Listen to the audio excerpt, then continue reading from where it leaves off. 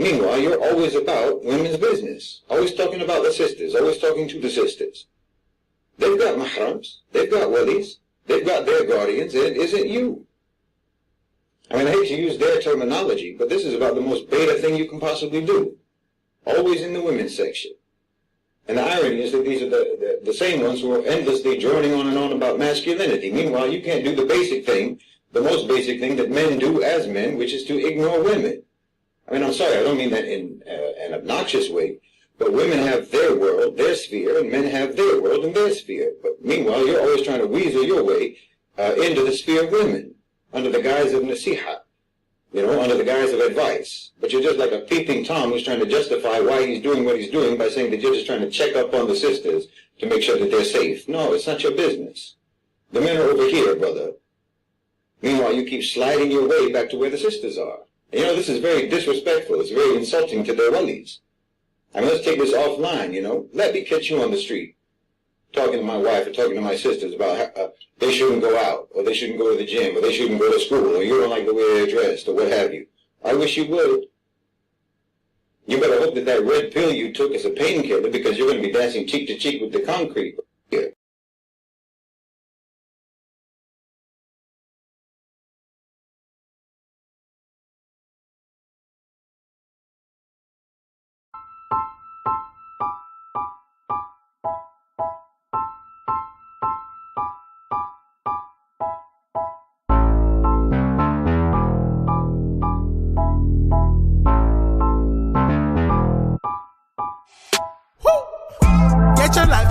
Get your life, baby. I got my why you can serve my mind, baby. Feeling me, that's why they killing me, lately. Get your life. Get your life, baby. I got my why you can serve my mind, baby. Feeling me, that's why they killing me, lately. Get your life. Run up when you see me, no disguises. Keep that thing with me, cause I don't do surprises. J Chanel, show and tell, all facts, no lies, trick. Get your life, cause I'm the type to come to it that 9 quick. Eyes on me, what you care for? Watching me, baby, care for. If you ain't a fan, where the cameras? Hide in the back with the bellboys. My circle so restricted. Hands raised like it's your religion. When I sleep, pay close attention. Fake friends out here pretending. Get your life, baby. I got my why you can serve my mind, baby. Feeling me, that's why they killing me, lately. Get your life.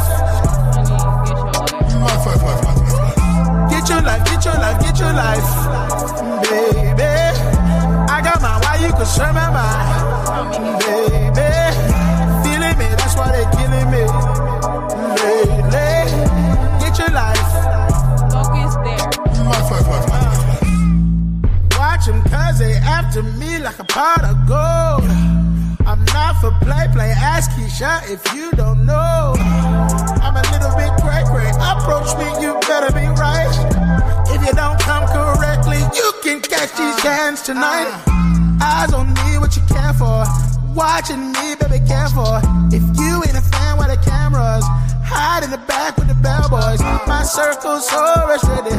Hands raised like it's your religion. When I sleep, pay close attention. Fake friends out here pretending. Get your life, baby. I got my why you can serve my mind, baby. Feeling me, that's why they killing me, lately. Get your life. Get your life, baby. I got my why you can serve my mind, baby. Feeling me, that's why they killing me, lately. Get your life, boo.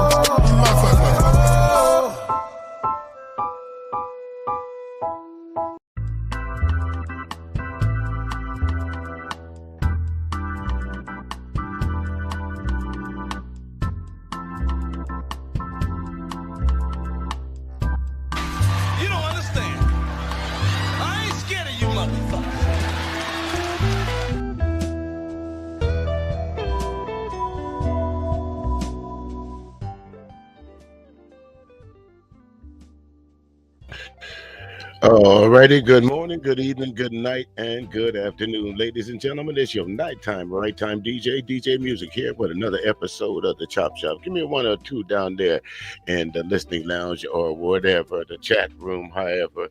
Let me know you folks can hear me loud and clear up off in this piece. I see Shar down there already. Hey, Zahara, how you doing? Couple folks up off in the clouds. Y'all see what we're gonna talk about. Can I get a one or a two before I go any further? There it is. We got the one or two there. Thank you very much, Shar. Y'all, I tell you what, the other night, was it Saturday night? I think it was. Yes, last Saturday night, it was a panel consisting of some of the folks that you see on here, hosted by my man, the Cellulite Podcast. Shout out to you.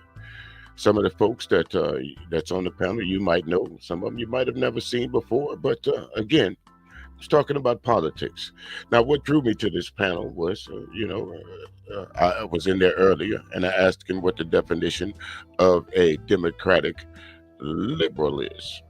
So he said he was going to hold a stream on it. So I said, okay, I'd like to participate. So I went up and participated.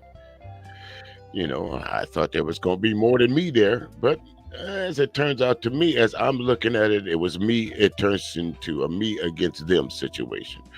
More of the conservative type folks against me. I guess they consider me the Democratic liberal or whatever.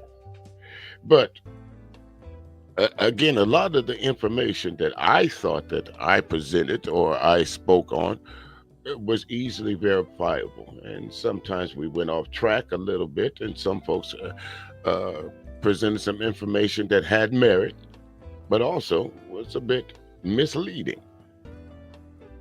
So what I did, shout out to Cellulite Podcast. You guys can go over and check out the stream in its entirety. I think it's about 5 hours long or something like that. So what I did, I went and took out an excerpt of the time that I spent on the platform. Cellulite and Raw G, hey, salute there. HT Ball One, how you doing? Y'all had to know I was going to review this because, it seemed to me a lot of times that I was trying to make my point. Either I got cut off or ran over, especially when that guy on the right-hand side of the corner of the screen right there, Angry Man, especially when Angry Man showed up. Not going to be biased about this. Angry Man is entitled to his opinion. Raw G's entitled to her opinion. I'm entitled to my opinion. This guy that's on the panel, Omni, he's entitled to his opinion. But where I have the trouble at is, folks, that even in the face of actual facts, some folks would still tell me I was wrong. So much so, again, no disrespect as I'm covering this, but there's some things that get stuck in my craw. Like, who they think they're talking to? They think they're talking to one of these loose niggas that don't know better?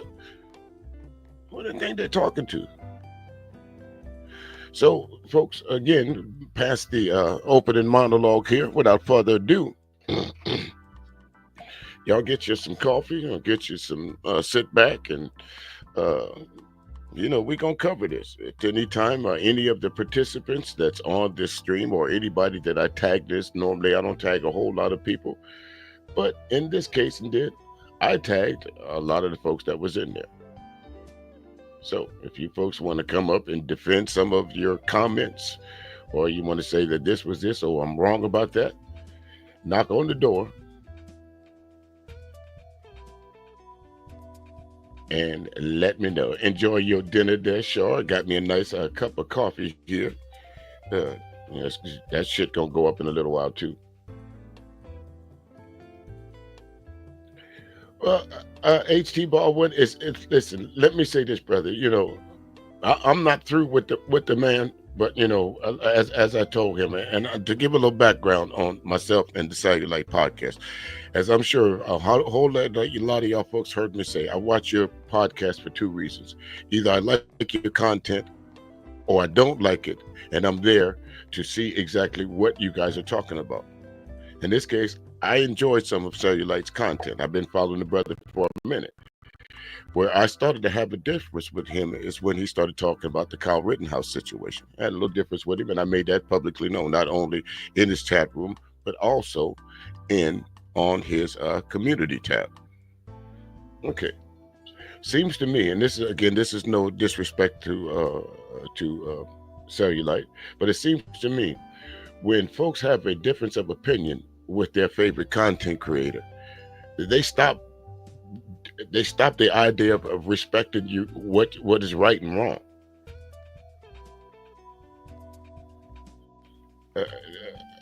So will I stop listening to cellulite? Will I stop participating in this platform? Absolutely not. Again, he's entitled to his opinion, and everybody else over there is. But there's a level of your opinion that sometimes is absolutely wrong.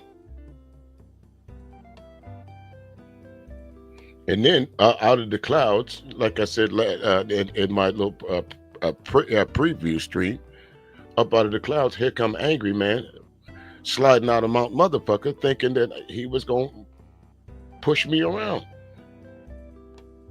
And what gets me about this whole thing is that folks seemed like I was, as I was recording this, folks seemed like making it seem like I was being disrespectful to Angry Man.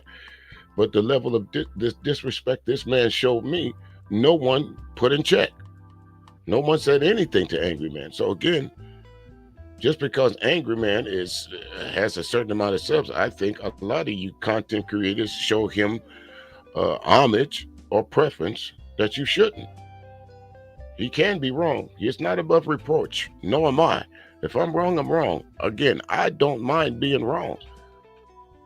It's a learning stage. Even as the older you get, shit, especially with the way technology is, you better be able to learn. Shit, we ain't got World Book encyclopedias no more. Shit, that's what listen, I was telling somebody the other day, folks, my man, education ain't coming to you. You got to go get it. Knowledge ain't coming to you. You got to go get it. Now, if you sit around and let everybody else tell you what's right and wrong, that's your fault. Well, a lot of folks say that, HT. A lot of folks say that, they will go to the ends of earth to prove somebody wrong, prove themselves right. And in some cases, I can't say I disagree with you.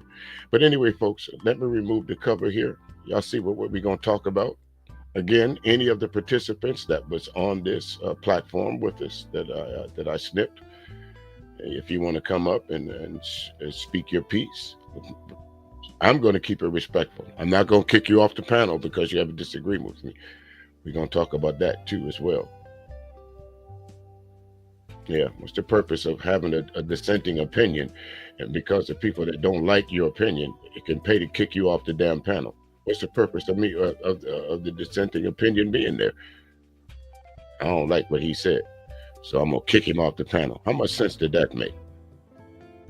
Anyway, without further ado, folks, let's get to it. When she asked me to. My man does every time I ask him now. I mean, I don't go right in with the shocker. I grab that thing respectfully first. Yeah. I grabbed it with force. First, and let's be very clear on that, because I love when people are like, "Oh my God, Lieutenant Troops said grab them by the coochie." He said that in a conversation that was a private conversation. The Democratic Party made a national campaign. Okay, stop right there. See, this is when I decided to say, I'm gonna go ahead because I waited for a while because I asked Sel about the conditions. And I said my answer to him was, and folks can go verify it in the stream later on if you like. But I said I'm just gonna chill for a minute and gauge the temperature of the chat room as well as the panel. So I had been in here for a minute. And this is about when I decided to go up on the panel, right about this. But the grab him in the crotch, whatchamacallit, that was that was a private conversation. But Democrats didn't leak that, Raw B. His own camp leaked that. And they tried their damnedest to suppress that. Matter of fact, that's one of the reasons why Trump went to court. all those cases are verifiable. And that if with the Stormy Daniels and the Access Hollywood thing, if those scandals would have been released at the right time, Trump may have not been able to even talk about being the president again. After you and a few other folks there, HT Baldwin, you and a few other folks got blocked. But anyway, let's continue. Again, the Access Hollywood scandal and the Stormy Daniels scandal was one of the reasons why Trump was thinking about getting his first impeachment. So I don't understand. Of taking women and making them shake their natural born black asses on the pole. Get into it. And now we're gonna welcome. We got a guest in the back. We got a guest in the back. You know what? I'm gonna play this one because I think this is gonna be fire. Because I know he about to bring it. Welcome to hell, motherfucker! OG DJ Music. What's going on? All right. What's going on? Good people. How we doing? Peace, everybody on the panel. Hey, Rob. What's up there, good people? Never seen. Hey, how you doing? Doing all right. Let's get to it. I know y'all know what I'm up here for. Let's go ahead. Hey, let's go. OG DJ Music. I just need to understand something. You're here to bring it, right? You're not here to pussy for the right? Don't. If you're about to get your ego bruised, I suggest you go ahead and tune out now. Okay, cool. No problem. So, just so everybody understand, there is no emotions involved in this. This is just a discussion, not a con. And as you folks have noticed, as we go on to this, it actually is a discussion. I mean, we have dissenting opinions, but it actually is a discussion. Now, at some juncture of the discussion sometime, and again, no disrespect when I say this, but Robbie did take over the conversation. And this is a part of that I'll talk about later on. But since it's fresh in my mind now, we have to take the equation out of it, Sel, that Robbie is your wife. She's an active participant in this debate. So I can't look at her as your wife, and I'm not being disrespectful when I said that, because that troubled me a little bit, because I know some folks will think that I was trying to be chauvinistic or being disrespectful to your wife. But I had to take the wife aspect of it because she is a part of this panel with a dissenting opinion. And I don't think at any time I was being disrespectful to her. Conversation. There's no disrespect happening in any form whatsoever. So, thank you, OG DJ Music, for pulling up. Now, OG DJ Music, let me ask you. Sure. What is your political affiliation? I really don't have one. I'm not a straight ticket kind of person. I look down the ticket and whatever is best for my community. I know that sounds kind of passe, but whatever's best for my community, whether it's Republican, Democrat, or Independent, from the school board all the way up into the presidential election. I don't really have an affiliation. I just go with what's best for me and mine. Got it. All right. So let me ask you this, because I ask folks, as you say, you're a straight ticket. So I'm going to ask you not a straight ticket. Straight down the line. No affiliation. Right. So I'll ask you this one question, but it's for both parties. What irritates you the most about the Democratic Party, and what? It's hard to distinguish which is which. Again, I can understand a lot of people want to put the blame on the Republican Party, saying that they're doing wrong. But to me, the Democrats are just standing by allowing them to do it. So who's wrong?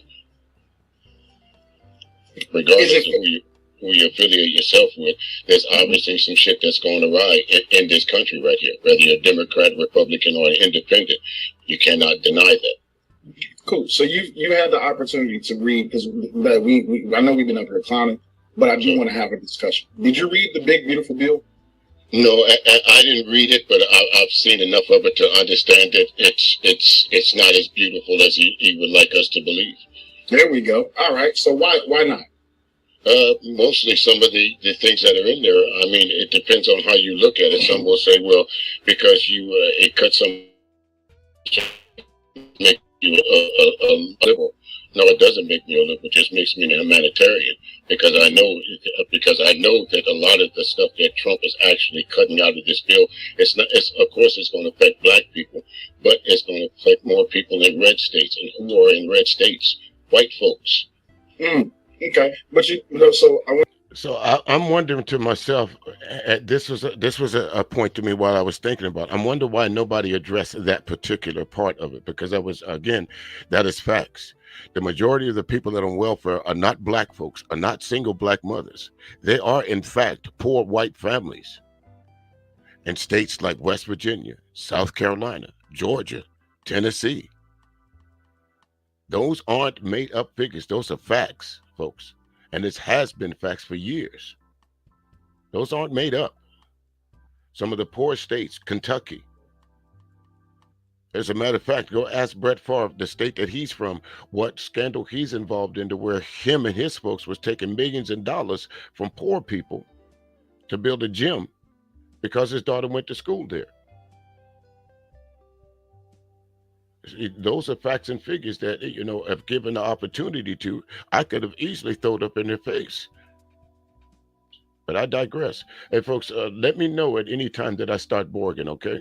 If you don't mind. It might be a little. Of course, y'all know I live out in the stick, so to speak. So the internet can't be your best friend sometimes. I'm going to start with that point because that's the first point that you brought up. You said Social Security, correct? That's one of them. Okay, so the Social Security thing, we're going to have to go ahead and attack that. Baby, can you please pull up what the Big Beautiful Bill says about Social Security? So, from my understanding, when I read the Big Beautiful Bill, Social Security was for those who have a legit condition or a disability or who have aged out. And when it comes down to it, those people's Social Security is not getting touched. When it comes down to Social Security, it is speaking to those who are claiming that they have a disability and they are receiving income from the government, or as we call it, welfare, and they have faked all of these different debilitations, which, by the way, for that, the Democratic person that was here the other day said that debilitation not a word. It is a word. But look it up. So, 1 second. Dexter with $20 motherfucking dollars says, HT the ball, if you want to speak, click the link. Block them. Sorry. Again, there it is, HT ball one. You can tell, folks, this was going to be a, dare I say, a more this is not going to be a conversation conducive to folks who did not agree with the panelists or the folks in the chat.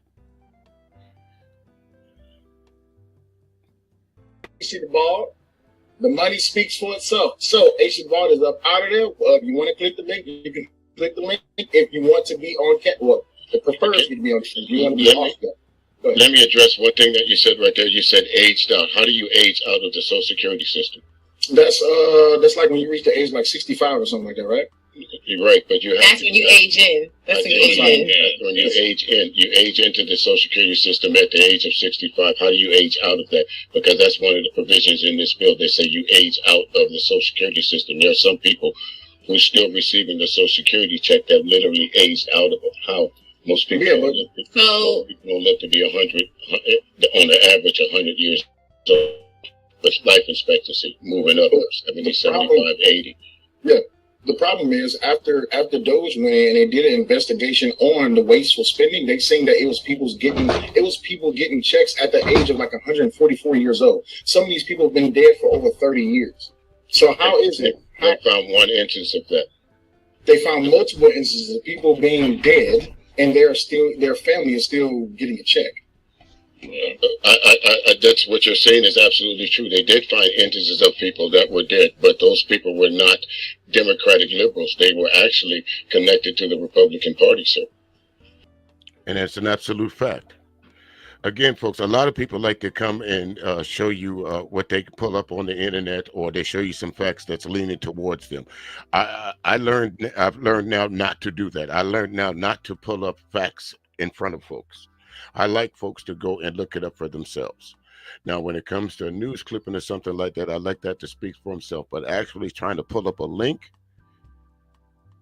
It doesn't make a difference because some folks you cannot convince, no matter how hard you try, to go and actually look something up for themselves. They would rather argue with you about what's they feel that you're wrong about, and still want to press their facts, as they call it, on you. And you'll see what I mean a little bit later. Yeah, but that doesn't matter. He's just saying. No. You brought it up as a point, so it does matter. Since we're talking about politics, so that does matter.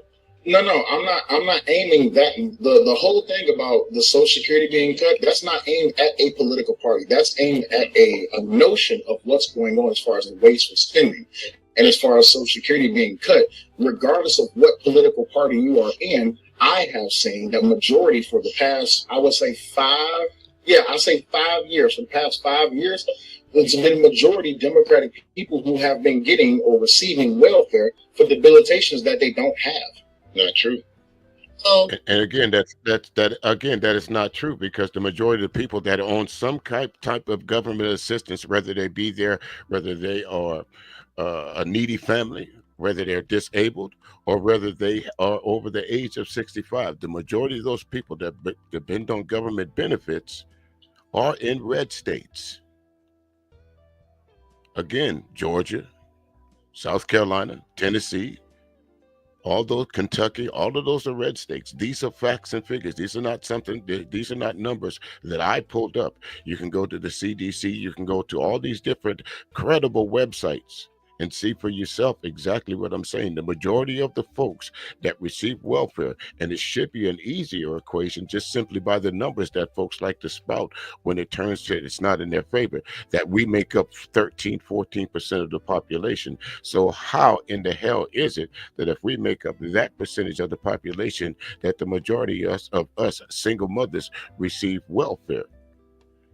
Because even if we slash that in half and say single mothers, for that to be correct, as y'all spouted out, single mothers lead the pack with getting welfare, and that's not true. That myth has been busted a long time ago, but here it's allowed to permeate.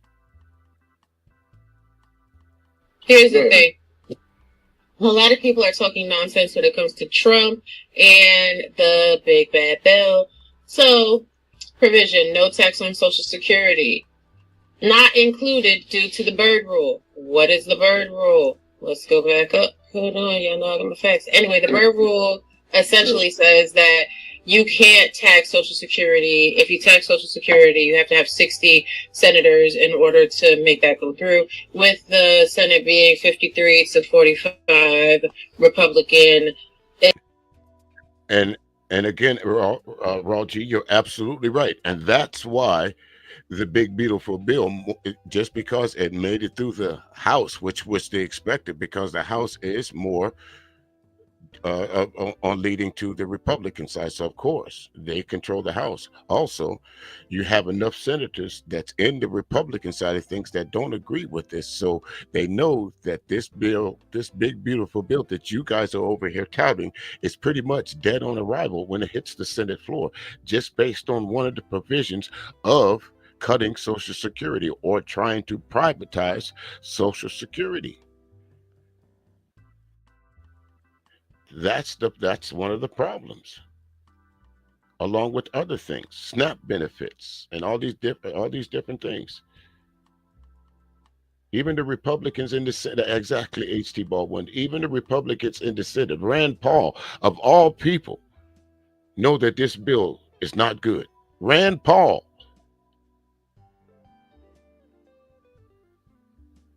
They're not going to be able to pull that off. No change to current taxation. Seniors taxed if income is greater than $25,000 singly, $32,000 jointly.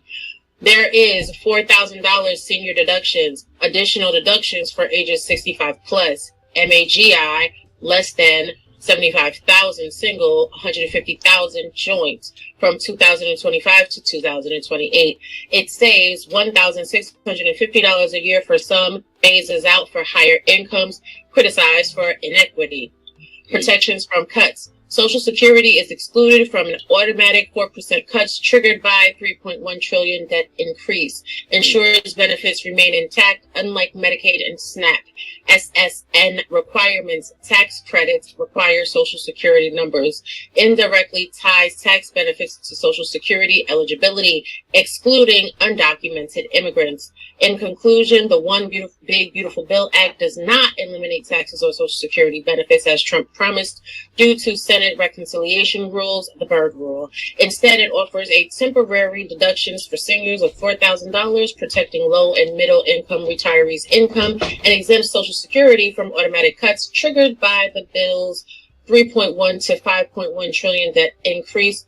So, yeah, y'all know what you're talking about.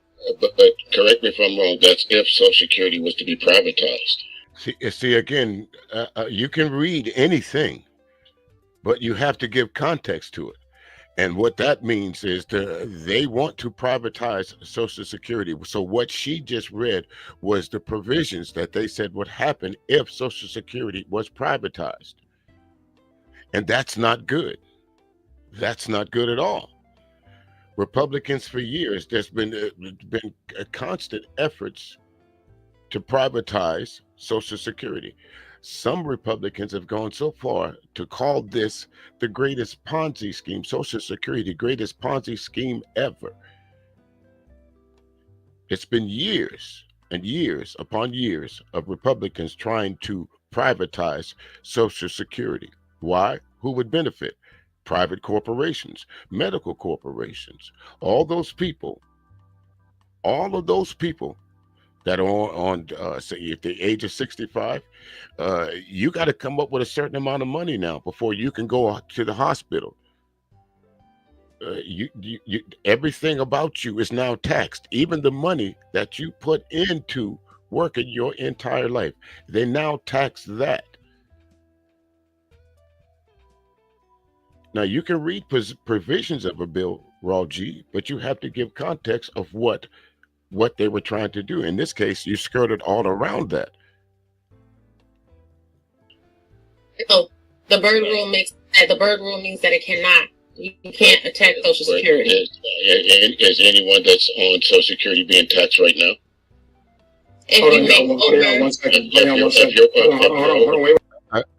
Right. Again, so that was my point.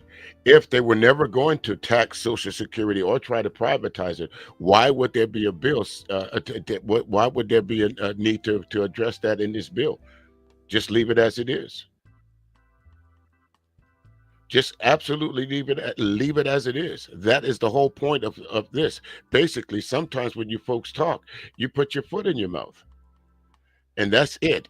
Social Security already over a certain age, it depends, I think, correct me if I'm wrong, and I don't mind being corrected.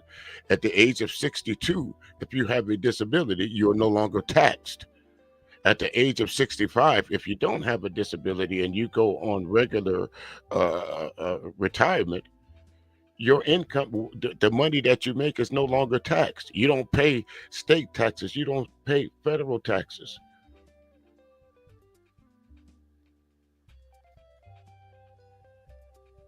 Wait, 1 second.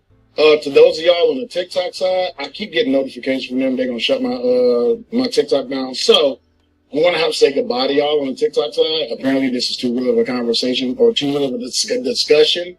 But anyway, I appreciate y'all coming by. Make sure that you like, share, and follow. You can come join us over on the YouTube side at Say Like Podcast on YouTube. We have the vertical and we have the horizontal running. Thank you. All right, y'all go ahead. Right, so I think right now anyone over the age of 65 that's receiving Social Security, a benefit of Social Security, it's not taxable.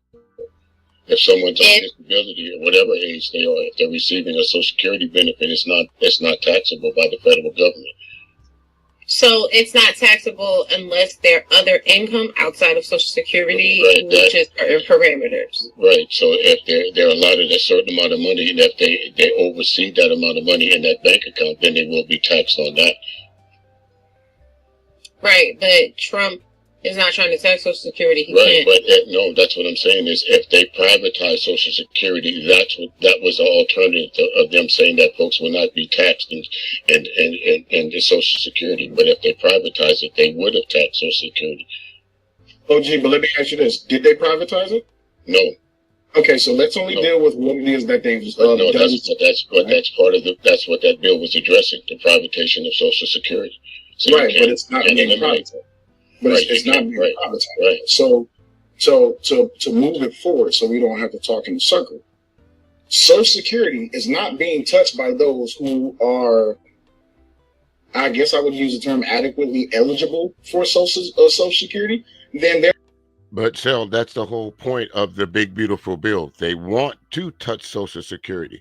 That is not by me. That is by everyone, even those senators up in the Senate that was going to reject this bill, because that is one of the provisions, a bridge too far that they will not cross, along with a few other provisions of this bill.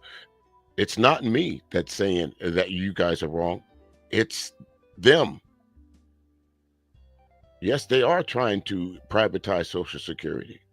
Yes, it will change the life of millions and millions and millions of folks that are on seniors, because someone said in the chat room right here, her mom is 84 years old. Now, bless her soul, she lived to be 84 years old. But do you think this woman is going out and going to look for a job? But every year, every bit of money that she makes, again, correct me if I'm wrong, because now Social Security will be privatized, she'll be taxed on that money every year. She'll be taxed on a fixed income. She has no replacement to it. But they're going to give some alternative outcomes of what we should do. So let's continue. Not being touched. My point is to those who are taking advantage of or who are frauding the system to get a Social Security check. Those are the ones who is going to feel the effect of the big beautiful bill. So this is the thing. And Ma'am Mookie is right. Social Security disability is different than SSI retirement, even though you do have to work in order to pay into both. But let's look at the Byrd Rule. Let's make this its own page.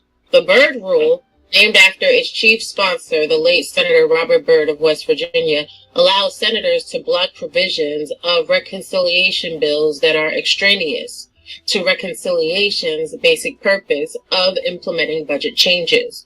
Without such a rules, committees receiving reconciliation directives would be free to add a wide range of unrelated provisions to their legislative recommendations, including provisions that might have difficulty passing under normal procedures. The Byrd Rule was adopted and then modified several times during the 1980s and finally included the Congressional Budget Act in 1990.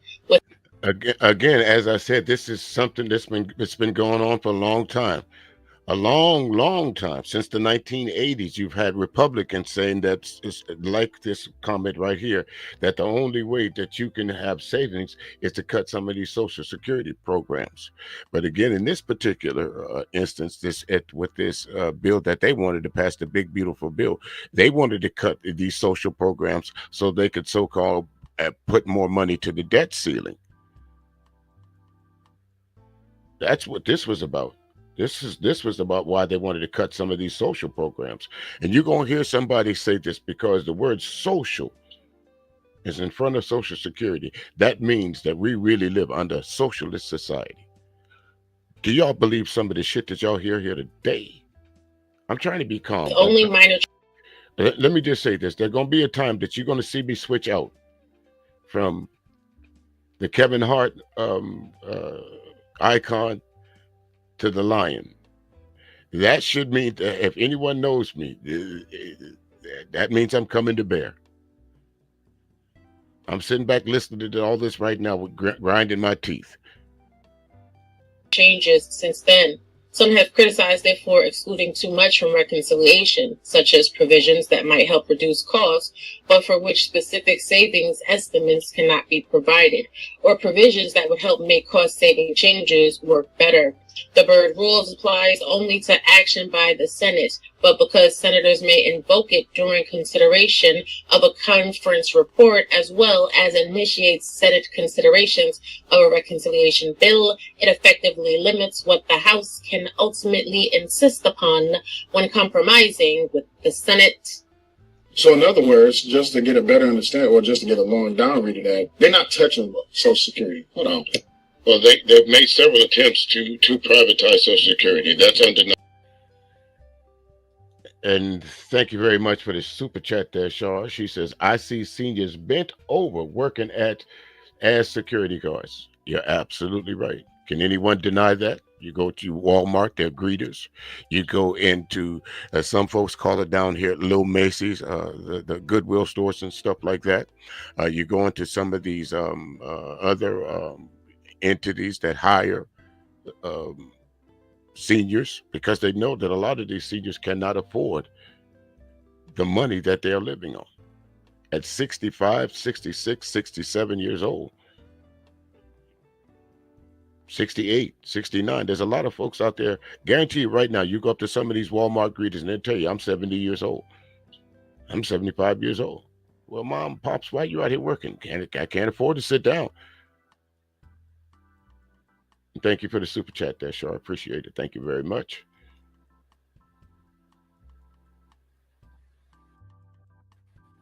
And that's absolutely right. There is a cap on what you can make if you're receiving government benefits.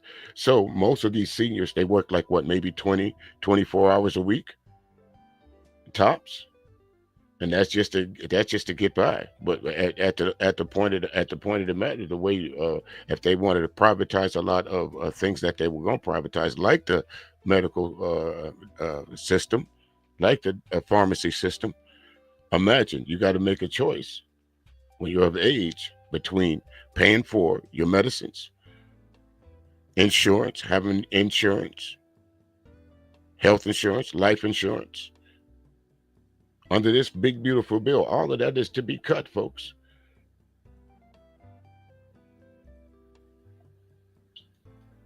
They have made several attempts. The Republicans themselves, the Republican Party, has made several attempts over the years, especially from the late '90s on up until now. And the closer they've been successful at it, it is during this administration. Right, and I would say I wouldn't say that that's a bad thing. And the reason I wouldn't say that that's a bad thing, this is just, I'm sorry, bad. Go ahead. You want to chime in? It's not a bad thing. I mean, years ago, that's what you understand is years ago, they put forward an idea, Kerry did an idea to say, let's dissolve Social Security. Let's give every newborn child $1,000 when they're born, put into a fund that is making money from the market. And by the time that they retire. Okay. This guy right over here, I forgot what they call him, Duck or Duke or whatever his name is. So let me address that right quick like that. How many stock market crashes has there been in the last 10 years? So say if you were born in 1983 and you started out with that $1,000, that's gone already. Stock market crash of 2008 took care of that. Last stock market, if you survive that, the last stock market crash here just a couple of weeks ago, that took care of that. Again, you can say anything you want to, and it might sound good while you're saying it, sir, but I guarantee if you go back and listen to yourself, you will say, damn, I shouldn't have said nothing stupid like that. Somebody might pick up on that. Now, how much sense does that make?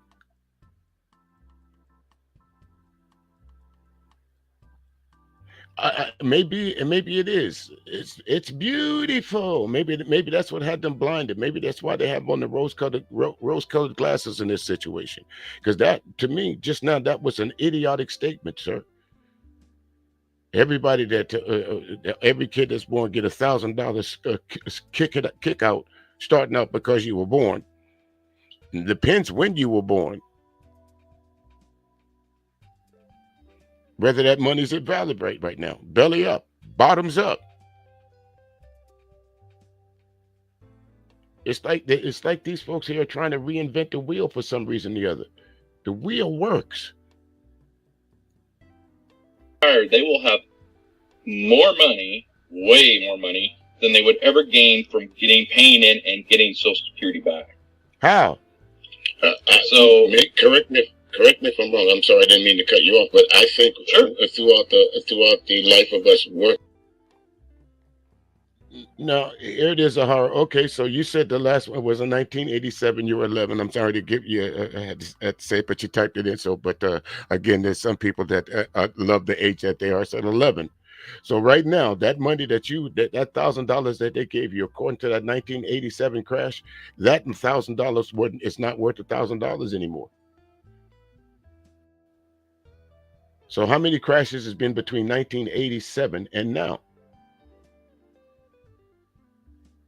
It wouldn't help. It's down there. According to these crashes, you might have about $2 and some change. You might be short $2. Fuck around, you might owe them. So again, do you think before you stink? Because that was an idiotic statement. Put some money and give everybody $1,000. Unless you might as well tell them to go to a crap game. Where's Ashley Larry at?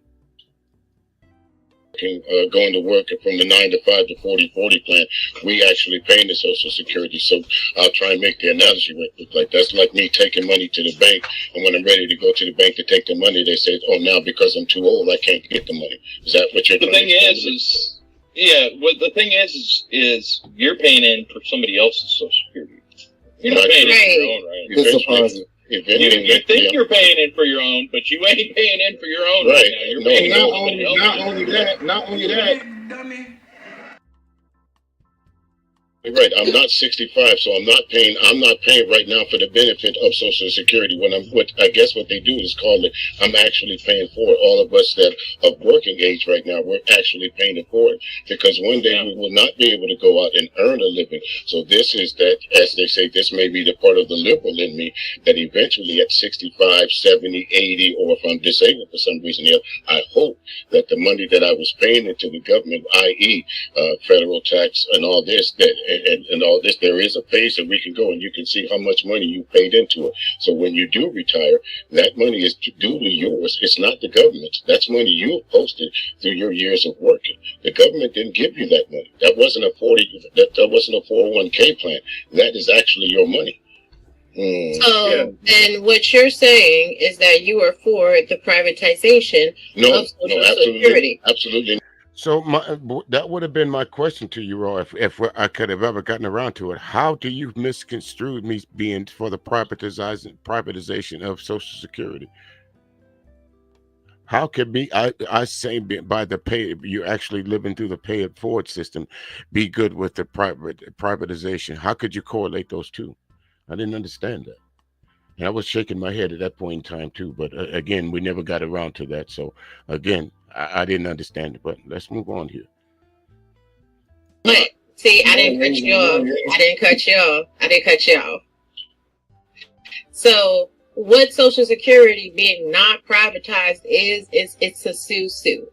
The taxes you pay today go to pay Social Security benefits today. This is why there is an issue when we look at the birth rate in the United States, because there is a group of individuals in the United States.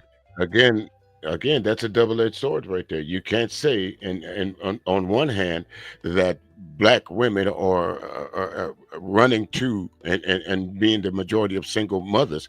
You have to distinguish what birth rate that you're referring to.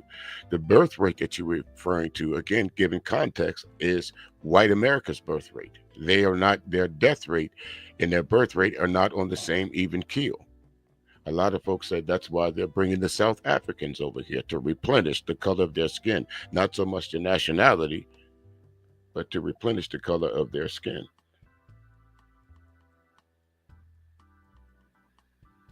It's a generation that does not have a fail-safe. They do not have enough children in the working class for that generation for their taxes to be able to pay Social Security benefits to that generation. So ultimately, what you are unwittingly saying is that you want Social Security to be privatized, because privatizing Social Security is what that means is your payroll taxes go into a fund just for your individual Social Security benefits. So this is like a major problem that I have when people are having these conversations. They don't really understand the discussions. They don't really. Again, I thoroughly understand that discussion. That's why I'm able to deduce what you're saying and tell you this, that it is a pay it forward system, the Social Security system. That's why it was created for those that are working now to take care of those who can't work, i.e., that you put into it. And one day when you become the age of 65 or whatever, or you become disabled for some reason, the government says the money that you put in, the taxes that you paid into this fund will be available to you.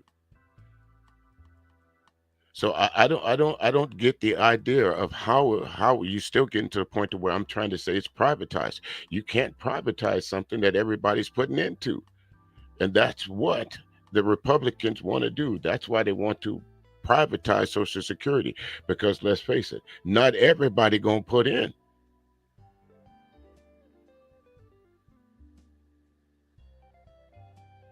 And that's absolutely it is what it is, Shar. It's a fund that you let me put this on the screen. It's a fund, it's money that you know is there, but you can't touch it.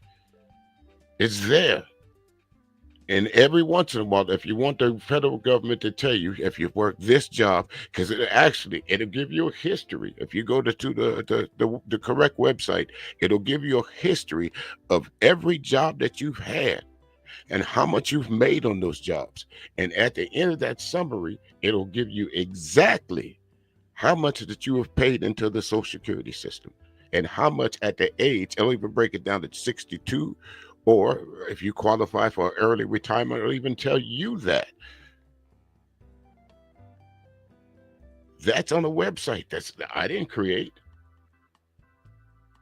So how am I for privatizing? How am I saying? But what I'm saying is coming close to talking about. I'm for the privatization of Social Security, when everything that I'm pointing to right now and everything I said then points to it's a better situation for everybody if you are, dare I use the word, forced to put into it. But I'll explain why a little bit later why I just said that. Understand the legalities of what they are championing for or against. Privatization is for the best interest of each individual taxpayer. In fact, how Social Security is being ran right now is very Marxist and communist in all actuality. I'm gonna be quiet though. And you would and how is that? How is it run as Marxist or any other way? That you can't get no more democratic than that. Other than the fact of the idea, and I guess you could give me some pushback on that, or anyone else can give me some pushback on it, saying, well, you don't have a choice of whether you put into this fund. And again, my pushback to you would be if you had an option at 22 years old, 19 years old, for them to know that you take money out of your check. Would you? I know damn well at 1922, hell no, give me all my money. I'll worry about that later on. Absolutely, it's a hard. If you request it, you can go to the website and you can request that same statement right there. You can request it on a yearly basis, bi-yearly basis, annual basis, however you want to do it. But they will send it to you. I don't know why you need to see it every quarter or whatever, but I would suggest that at least for every job that you move into, I suggest that you get a copy of that sent to you. Yes. And for those of you for those of y'all that work under the table, for all those years that you're working under the table, you're not putting into this system, and that will reflect it sometime or the other.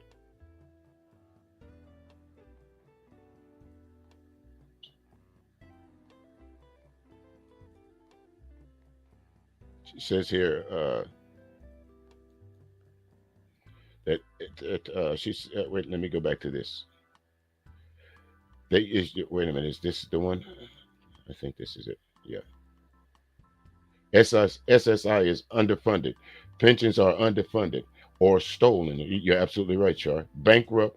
Who who's going to hold these future funds for the people without shady business deals? Nobody, nobody, baby, says Keith Sweat. Nobody, nobody, baby. Y'all shoot me. I know. I'm sorry. I know. Murdering the hits just now. My apologies.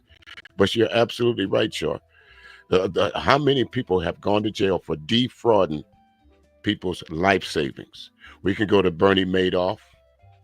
We can go all these so-called real Ponzi schemes that you're talking about to get people to invest money into something that's going to go belly up.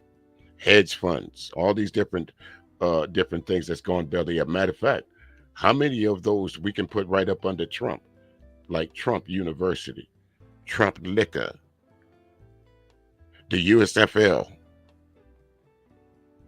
Come on. Y'all sure y'all ready for this?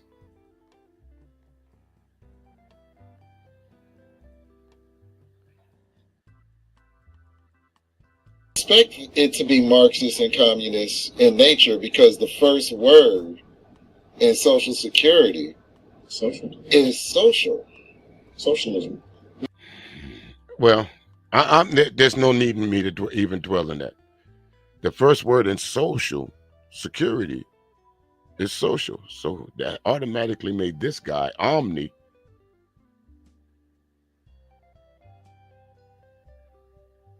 connected to socialism. Boy, I tell you what, sometimes it's just best to be quiet, man, and don't say nothing. Just don't say nothing. To borrow something from Jackie Gleason, ain't no way that you could have came from my loins.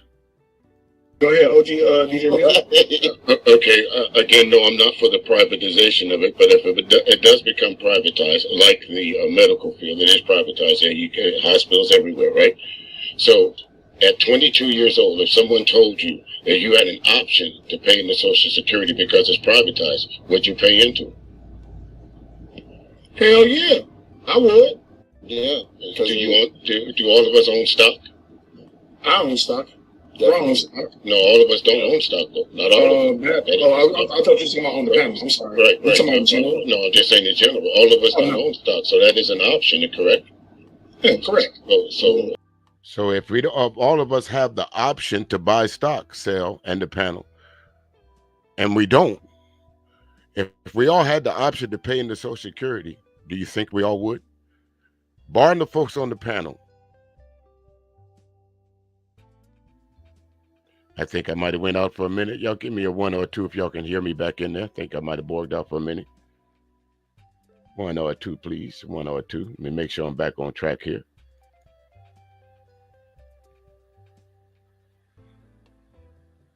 Back on track. All right, I saw me disappear off the screen there for a minute. But anyway, getting back to what I'm saying, it is what it is. You guys keep trying to reinvent the wheel here. Trying to say that the system that's been in place for years now, it's worked. It's working to perfection. It's not the average American that wants to abolish Social Security. It's the average Republican that has this way of thinking, that thinking Social Security is a handout. It is not a handout. It's something that you have earned over your lifetime of working.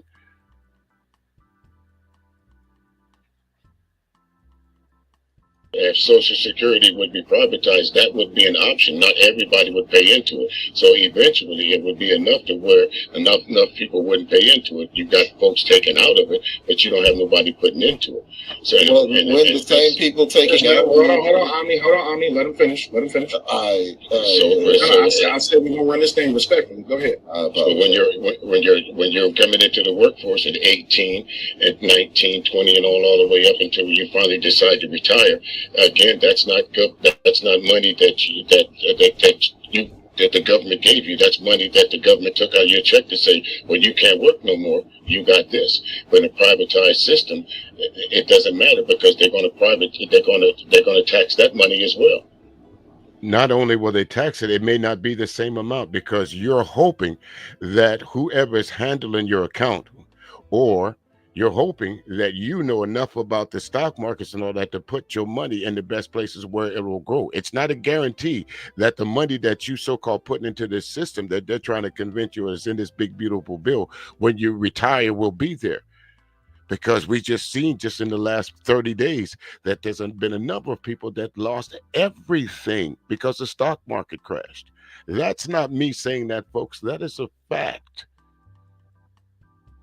So again, privatizing the Social Security system means, yeah, you can put your money in it, but ain't no guarantees that the money and the investments that you are putting in is going to grow that money.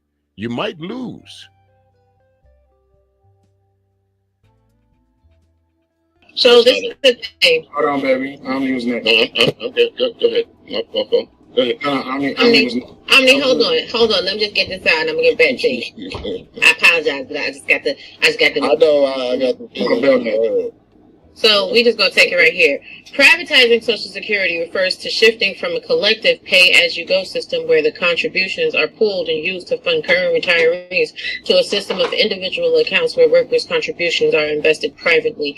Under this model, individuals will have control over retirement savings, potentially allowing for investments in stocks and bonds. Now, this is the problem that I also have with the African American community.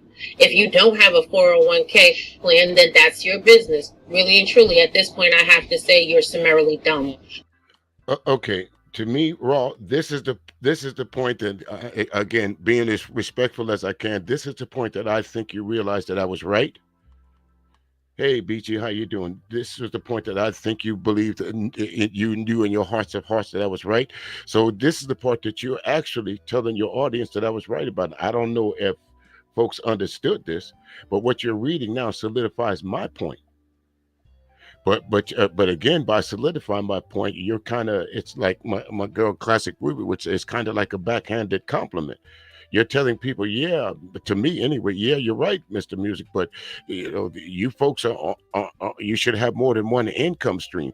Well, in a real exciting world, that's possible, you know. But most of us, let's face it, don't have an extra income stream.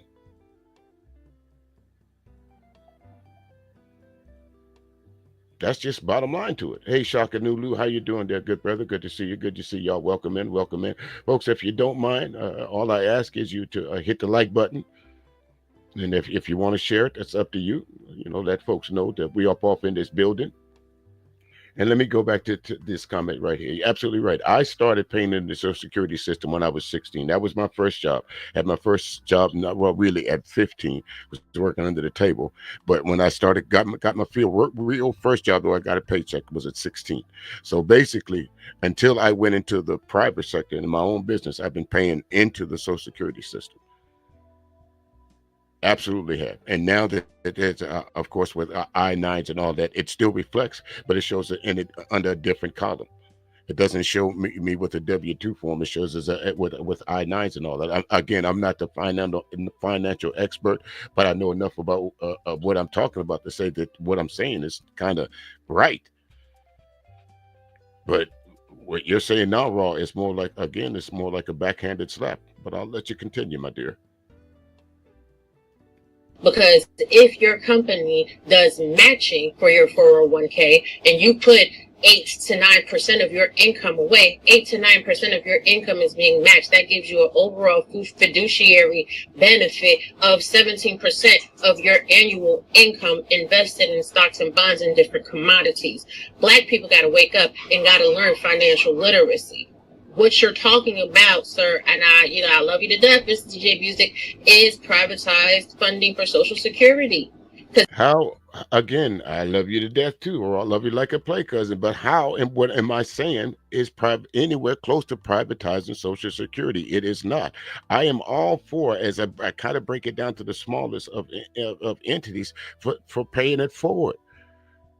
I'm paying now to when I'm able to retire, that I got a little nest egg. Now, hopefully within the business that I'm in the business that some folks have, but a lot of folks are not able to have a side business. A lot of folks got to work a 9 to 5, the 40-40 plan. Work for 40 years, 40 hours a week, and at the end of that, they give you a watch, and hopefully you got a pension set up, a 401k.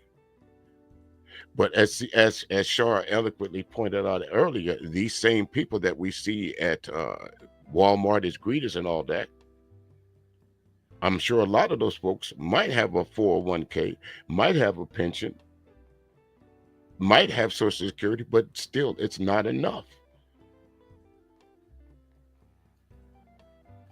So again, I am nowhere close to being there for being all right for the privatization of Social Security, because eventually it could go belly up.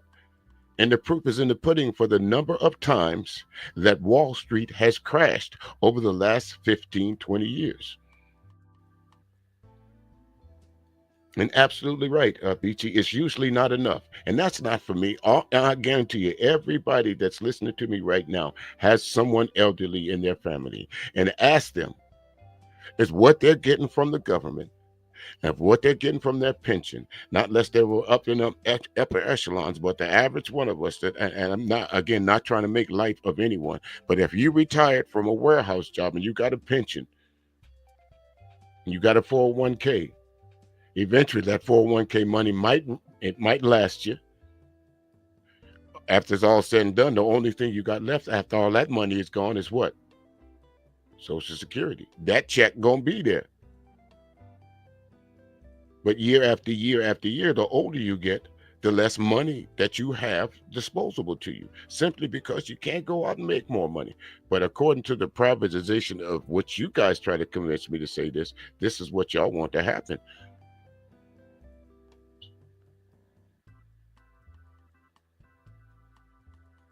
77-year-old family member retiring for the second time. I got to call her and check on it. 77 years old, retiring for the second time. Second time. That's 2 careers, full careers. This is a collective right now. It's a collective. He did say he was coming to bruise ego, so ain't no emotions being had in this conversation. Right. You are absolutely right. You could, again, you can say. OG, hold on one second. I mean, go ahead and get in there. It's OG next. Go ahead. The key component of the privatized model is that there will always be enough to fund it, because the same people that are taking out are the same people paying in. In the socialist model, the Social Security model is not the same. You could have more people taking out of the system than are putting into the system. And that's the crux of the problem. Well, now let me ask you, how is that possible? That you can have more people taken out of the Social Security system that you can have putting in? There's only one way, and that's for the population to be living longer. So why would you even want to think about privatizing Social Security when the population is automatically getting older? So if you stop people from automatically having to put money in it, that's going to drive a whole lot more people into poverty.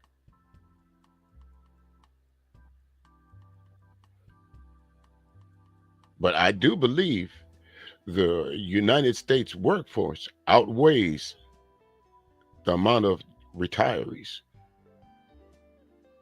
right now anyway.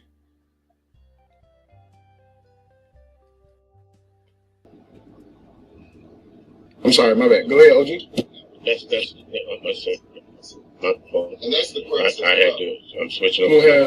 Who has echo? I said he got something going on in the back. He said, hold on a minute. Put him on mute real quick. I think that's my other. Okay, I'm good. Can you? Yep, go ahead. Okay. So, but again, like my man said, that's the crux of the problem. You know, we hope that everybody would, I guess, to be on the pay forward system and the collective that we are. Does the government kind of force us into that? I guess it's a double-edged sword. You're damned if you do, and you're damned if you don't. I think. Go ahead. And what do I mean by that? You're damned if you do, and you're damned if you do, because a lot of folks want to complain about, damn, like they taking all this money in my check. I'm wondering where it's going. And damned if you don't, meaning if you don't put anything into this system, when you retire, it's going to reflect. If you're working under the table for 30, 40 years, There's going to be a blank spot on that particular time. It's going to show you at this point in time, for say, like as you started working in working under the table in 2000. Let's go 2000, and you didn't go get a new job to where they were taking taxes out of you until 2021. That's what? How many years of you not paying into the system? It's going to reflect, especially if you have to go on disability. They want to know how much have you put into it, because the amount of disability that you're going to get is dependent upon how much money you put into the system. If you didn't, if you made a certain money at the end of the year and when tax time you didn't file an I-9, it's going to reflect. Again, I'm no financial guru, but damn, some things are easy to figure out. Sorry, no, I cut you off. I'll wait till you finish. No, by all means, ladies first. My thing is this, and it's not a choice. Stop giving these young people the illusion of choice. That's exactly what I mean. You're damned if you do and you're damned if you don't, because they say it's a benefit, but it's actually, do you really have a choice? Because as soon as you start working, here comes FICA. They're coming at you. Uncle Sam want that cut from the beginning. But again, there's a part of that money that does come out of your check. It may seem like, why are they taking it? But at some point in time, hopefully, we all get to the point to where we are able to retire. And when you want your money to grow with you. So this is the thing. I totally understand where you're coming from, but Mayo Lucky is right. I want to address that shit. Yeah. Listen here. You can't get no pension from being a content creator, all right? You can't pass that on. Not unless if you making enough money to where you submitting an I-9, hit that link. If you making that kind of money to where you can pass it on. Well, I think in a couple instances, they even tried to pass on content. Kevin Samuels says somebody's making money off his content still to this day. He's been going for a little while now, so I guess somebody making some money off it. Residual income, I guess. But no, I don't think so. Not as a content creator. Hit that link, folks. You're not supposed to rely on one thing for retirement. You should have 7 sources of income. You should have 7 income streams.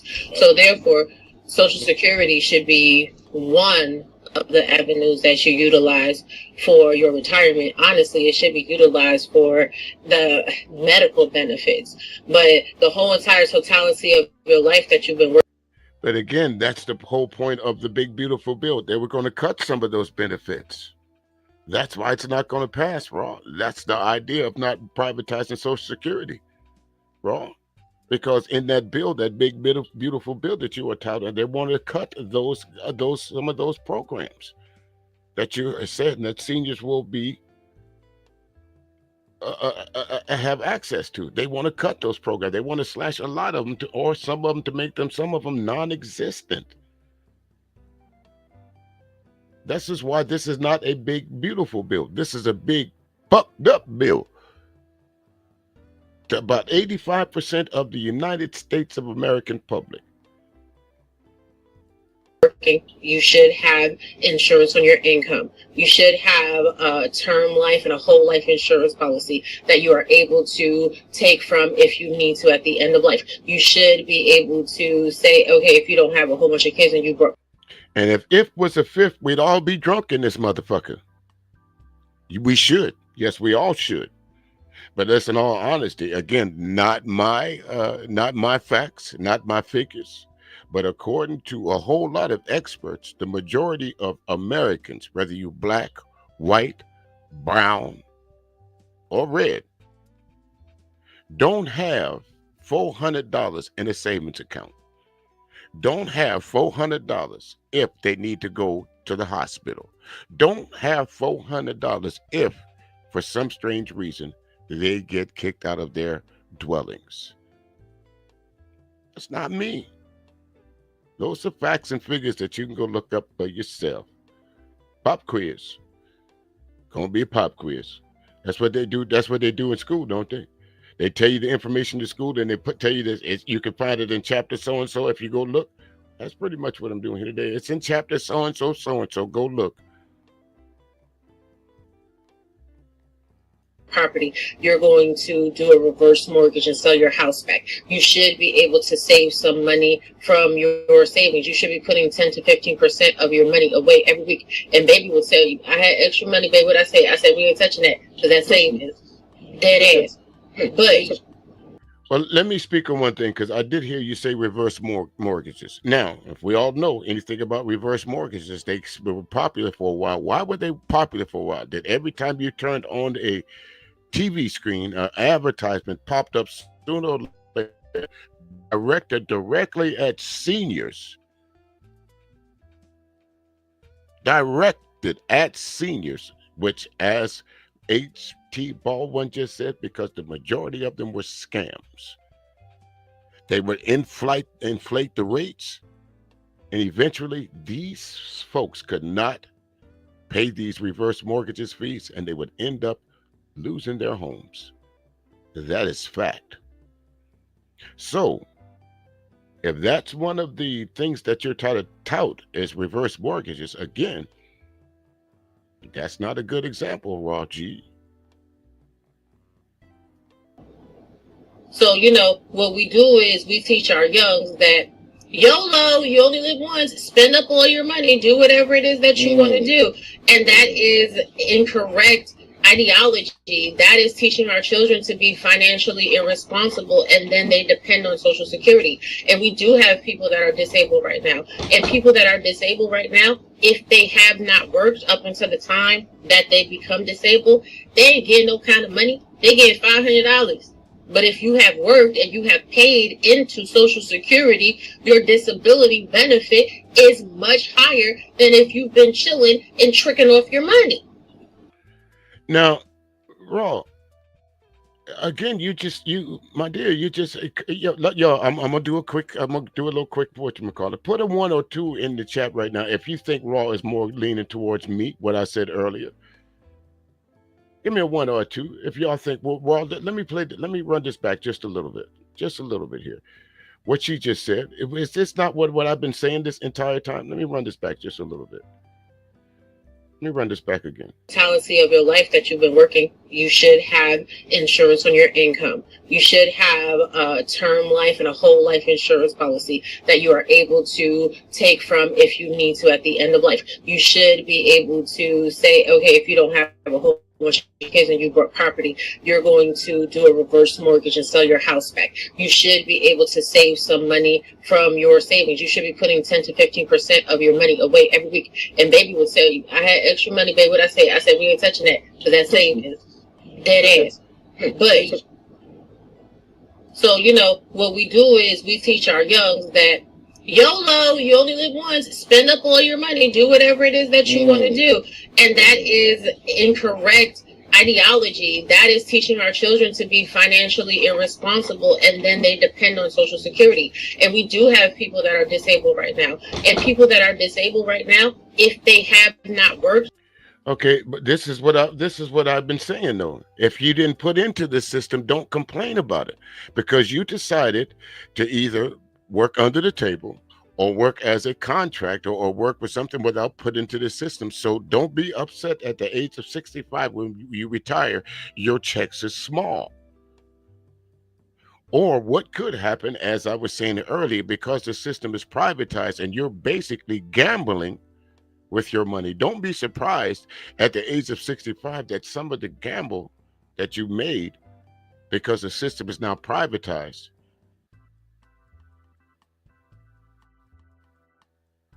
it's you lose. Again, absolutely right. H.T. Baldwin and Zahara, reverse mortgages, and we know they were scams. It's been reported on that a lot of these folks were taking advantage of the elderly, so much so that they had to pass legislation against it, state by state, to where it became federal. Correct me if I'm wrong. But again, listening to Raw right here, you kind of lean into what I've been saying the whole time. So maybe I'm wrong here, but this is what I'm hearing. Up until the time that they become disabled, they ain't getting no kind of money. They get $500. But if you have worked and you have paid into Social Security, your disability benefit is much higher than if you've been chilling and tricking off your money. OG DJ Music, I got a question for you. Sure, go right ahead. I'll make sure I frame this question correctly. My question, from your understanding, let's say you are a part of this privatized Social Security, right? Let's say you don't make it to the era where you age into where now you can reap the benefits of the Social Security that you paid into privately. Who does that money go to?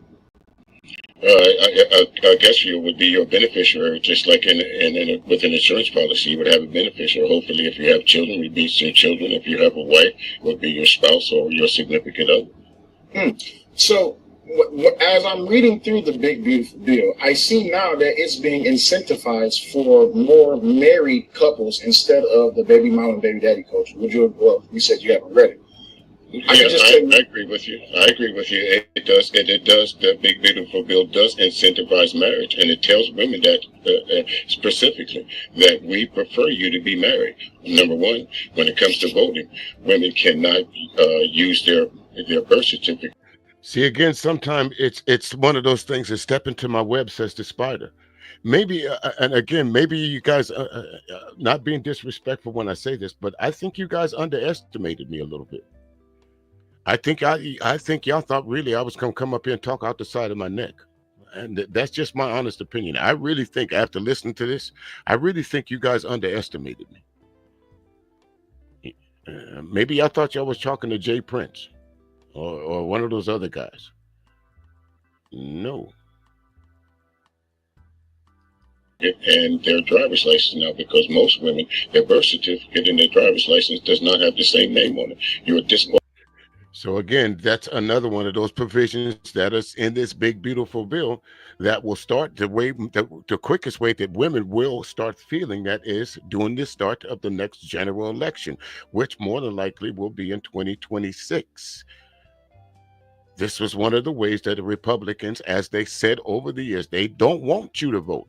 The less people that turn out to vote, the better they are, the better off they are. Again, not my words. These are from Republicans of old and of new.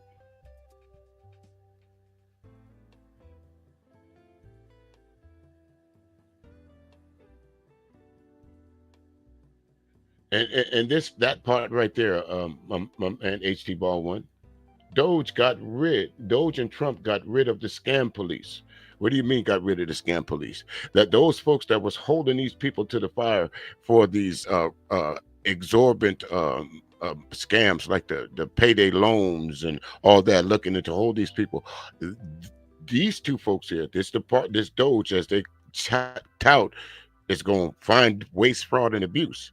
Got rid of the main people that was holding people's foot to the fire about waste, fraud, and abuse and scamming. Yes, sure, that might be something that we might do. We might take a look at because it's easy to find. It's a downloadable. We might do that this weekend. Might pull up the old Big Beautiful Bill and run it across the screen. I do believe so, HD Baldwin. And again, not patting myself on the back, but I think these folks really underestimated. I'm not saying that I'm a whiz kid. I've never been to college. Matter of fact, I don't like even driving down College Park Boulevard because they might pull me in. No, just kidding. But the fact of the matter is, you don't have to go to college to be educated. You don't have to hold a PhD to be educated. And I keep saying, I stress this to my sons and anyone else who will listen. Hey there, Tiff, Tat, how you doing? Good to see you. Information and knowledge is not going to come to you. You got to go get it. If you sit around and wait for the information to come to you and you get your information by way of other folks, of course, the way that you think is going to be heavily swayed. Talking to the folks at Fox News. If that's all they consume, of course, they're going to think like Tucker Carlson. Talking to the folks on YouTube, if all they consume is BGS channels, of course they're going to think like BGS. Talking to folks on YouTube, if all you consume is Angry Man, of course you're going to start thinking like Angry Man. There's always a difference of opinion. If all you consume was my channel, of course your opinion might be swayed towards me. But unlike some of those guys that I mentioned, you can't have a difference of opinion from them, or you'll get summarily blocked or thrown out. Them niggas picked me up and threw me down the damn steps. You'll see. Qualified from voting now. That's part of the big beautiful bill. Go ahead, baby. Bro, what it is so Social Security Administration has like what do you call it? What the hell is that? The codex. It's a codex, Social Security codex. So if you're married and your Social Security number is not listed with your married name, you have to go down to Social Security and bring them your marriage license, and then you have to make sure the name on your Social Security card is the same as on your marriage license, because that's now your legal name. Then you have to go down to the Department of Motor Vehicle with the updated Social Security card to make sure that your name on your driver's license is the same as your legal name and your Social Security name in order to get a real ID. Most people do not do that. I know this for a fact because I've had to do it, and I can vote. Sure. You so in the next general election, you won't be able to. Yes, I will, because my. Okay, I wasn't talking. See, again, this is how I know sometimes people they're paying attention to not what you're saying, but they're only paying attention to the hope that you say something it's in direct contrast to them. By me saying you, I didn't mean you directly, raw B or raw G. I meant us, you as a whole.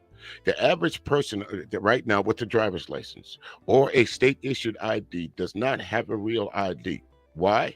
Because the majority of us, and again, not trying to, you'll hear me say this a little bit later on, but I'm not trying to be cynical when I say this, but the majority of us don't leave the country.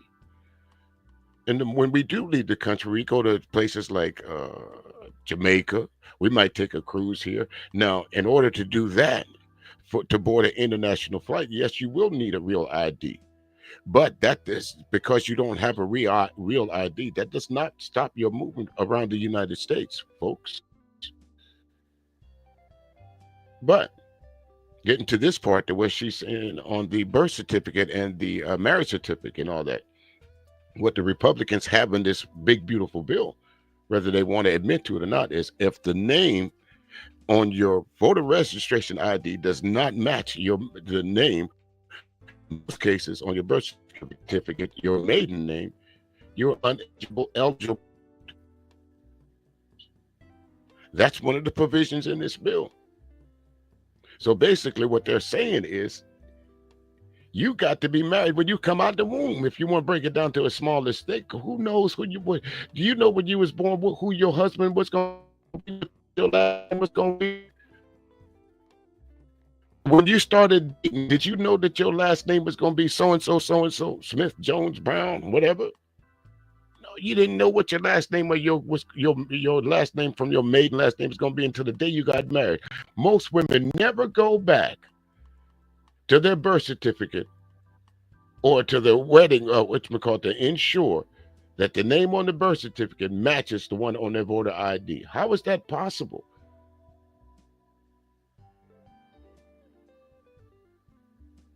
If you were born, I use this last name, if you were born as a Taylor, and when you went to vote, it says your last name is Green now, is that your fault?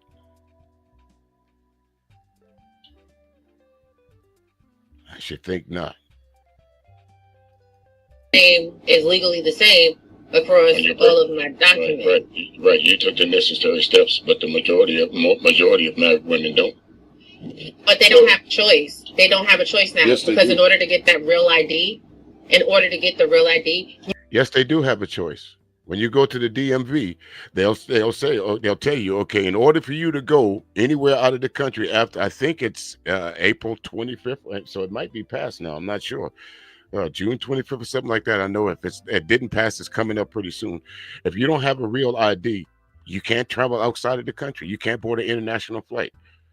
But it does not say that in lieu of that, you got to have a real ID, or just says this. They'll still issue you a state ID or a state driver's license, but you just won't be able to use it to go out the country.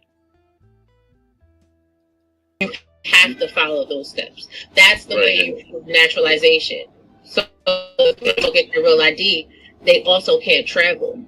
Right. That's basically what the real ID is really for. So if you want to travel outside the country, I mean, if you want to go to Jamaica, something as simple as that, you need that real ID. But dare I say this, and I know I'm going to get some pushback. The majority of us don't leave the country anyway. No, if you You're want not going to get pushback from that.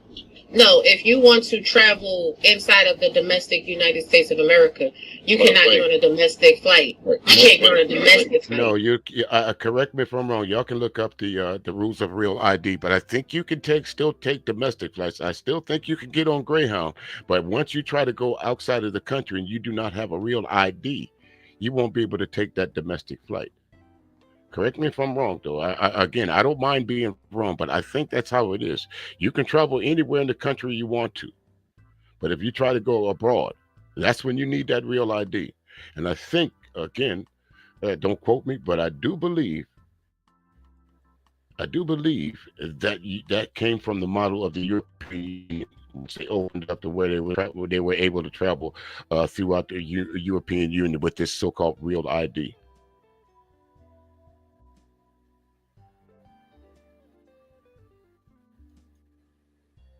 Okay, there it is right there. She said you need the real ID for domestic flights. Again, I don't mind being corrected, so you do need that. So again, bucket, I don't fly anyway. I take the bus or drive, which most of us end up doing anyway.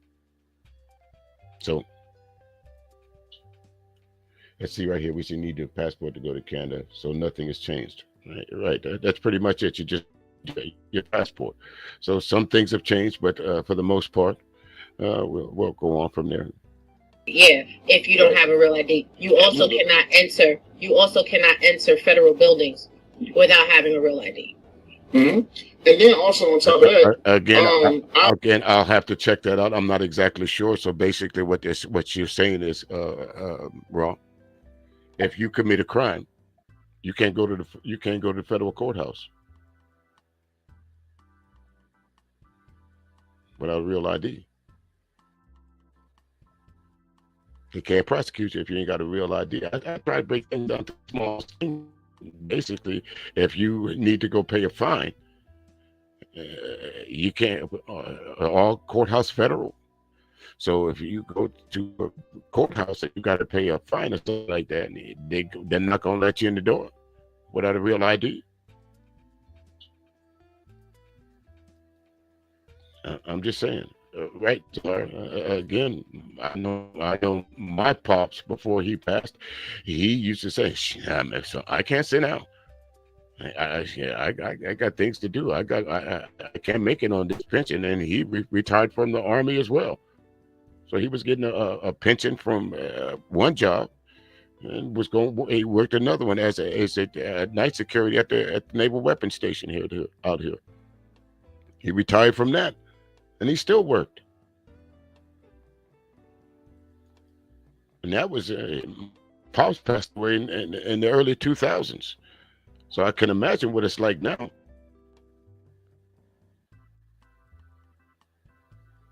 I would, this is how I surmise it. I would surmise that a portion of the Big Beautiful Bill, if not the majority of it, pushes us back to where now the nuclear family is being put back on the map over this whole single parenthood thing. Sorry, I got kids running past left and right.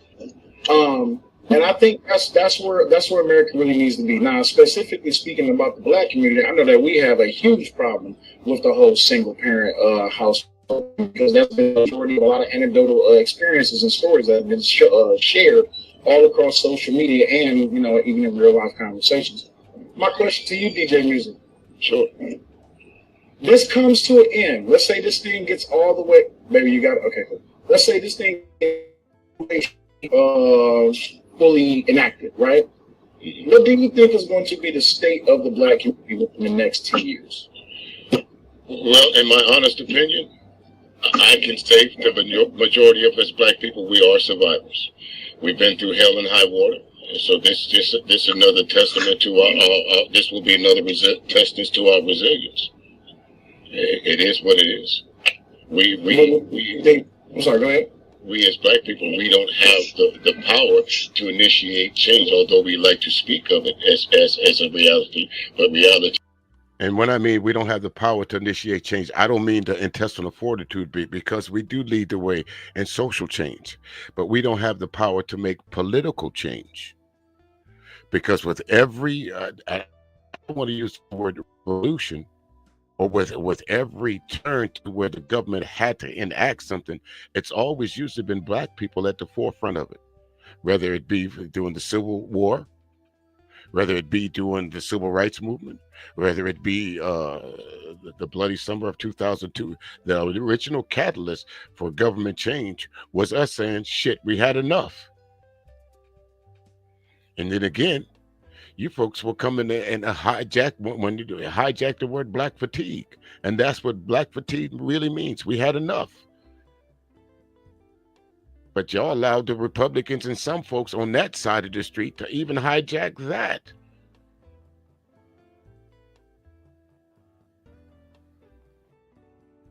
So when I say folks residual, I mean exactly that. I mean, when I'm resilient, I mean exactly that, because we've been through it. We know we're survivors. We through slavery, through this, through Jim Crow, through segregation, through all of that. Although the odds been in a lot of cases formally, feverishly stacked against us, we still have black people, and that's only through resilience. That's only from just not giving up, not believing the status quo, saying that black people don't have souls, black people can't learn. Because remember, the big thing of slavery was to keep us from learning to read or write. And anyone that ever asked that question, why?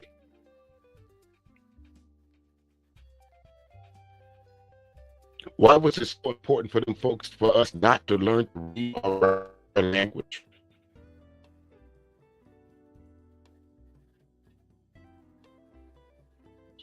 We don't have the power to change it, so we can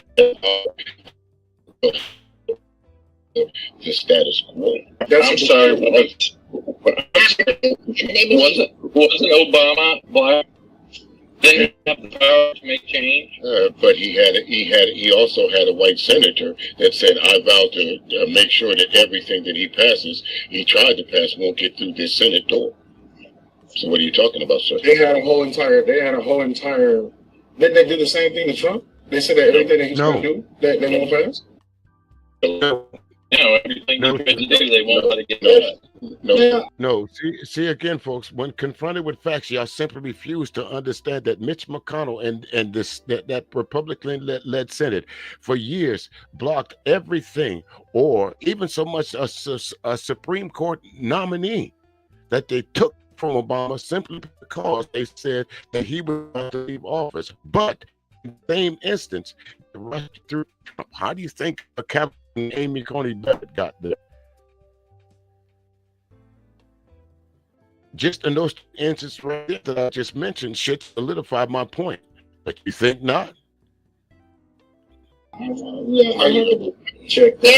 pretty sure that they don't want to let Trump pass anything. This is why they put the gag order on him and banned him from all social media platforms. No, ma'am, they put the gag order on Trump because he was spewing too much rhetoric. He was literally trying to tell people how to vote. He was literally threatening people. He was literally talking about people. That's why they put a gag order on him. They didn't put his gag order on his political talk. They put a gag order on his personal rhetoric. Raw. You can't silence a political, not in the way that you're trying to say it. And right, Eileen Cannon should not have been a judge. She should have recused herself on a lot of Trump issues, but she didn't. The reason why Trump didn't get wasn't impeached is probably because of this one judge right here. To be quite honest with you,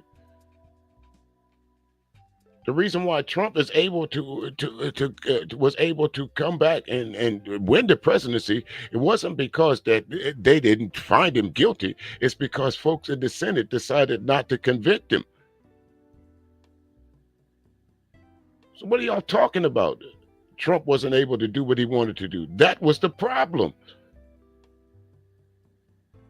They were trying to steal his second term in presidency from him, which is why a lot of Democrats are really super pissed off that Kamala lost. Okay, I'll ask y'all. You asked me questions, so I'll ask you. I'll start with you, Sal. What policies did Trump have in 2020, from 2016 to 2020? Can you say that affected you the best? Now, I think with that question right there, I think I was pretty specific on what policies. I didn't ask for anything else. Policies that affected you the most. But watch how this goes way out left field. Now watch this. Which policies affected me the best? Yes. To be, can I be 1,000% honest with you? Sure. Wasn't too into politics back then. Right. So again, I can't think of one. Mm-hmm.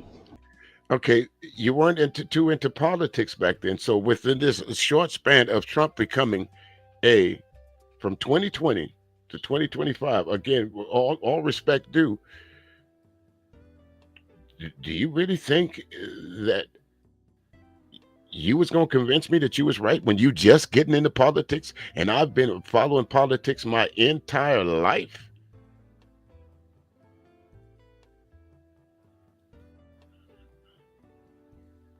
My mother used to sit around and we used to talk. I used to listen to her talk about conversations about Richard Nixon, Tricky Dicky, Spiro T. Agnew, George Wallace. And my mother was heavily into politics, sir. I had no choice but to be a part of the political arena. Maybe not running for office, but damn sure enough to know about it. But you're just coming into the political arena and you're trying to convince me that you have a political IQ that outmatches mine. Again, all respect due. No, sir.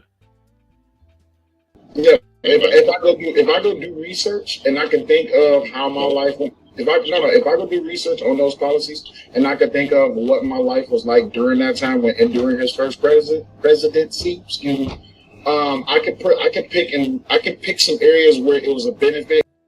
Okay, so and I thought about this, and I was going to blurt this out, but I'm glad I didn't. I'm not going to say that, but I really had to hold my tongue. So, hey, how you doing? Hey, good to see you. So I thought about this.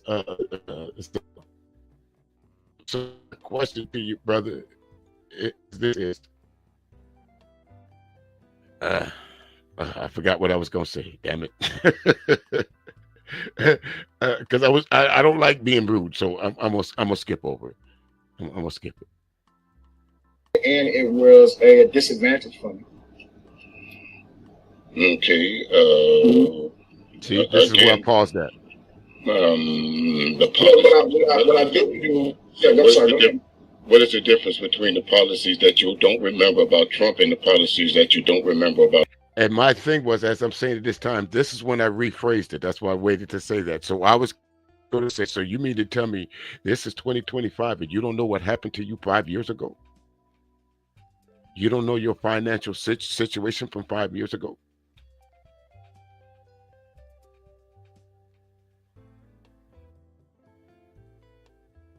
Obama.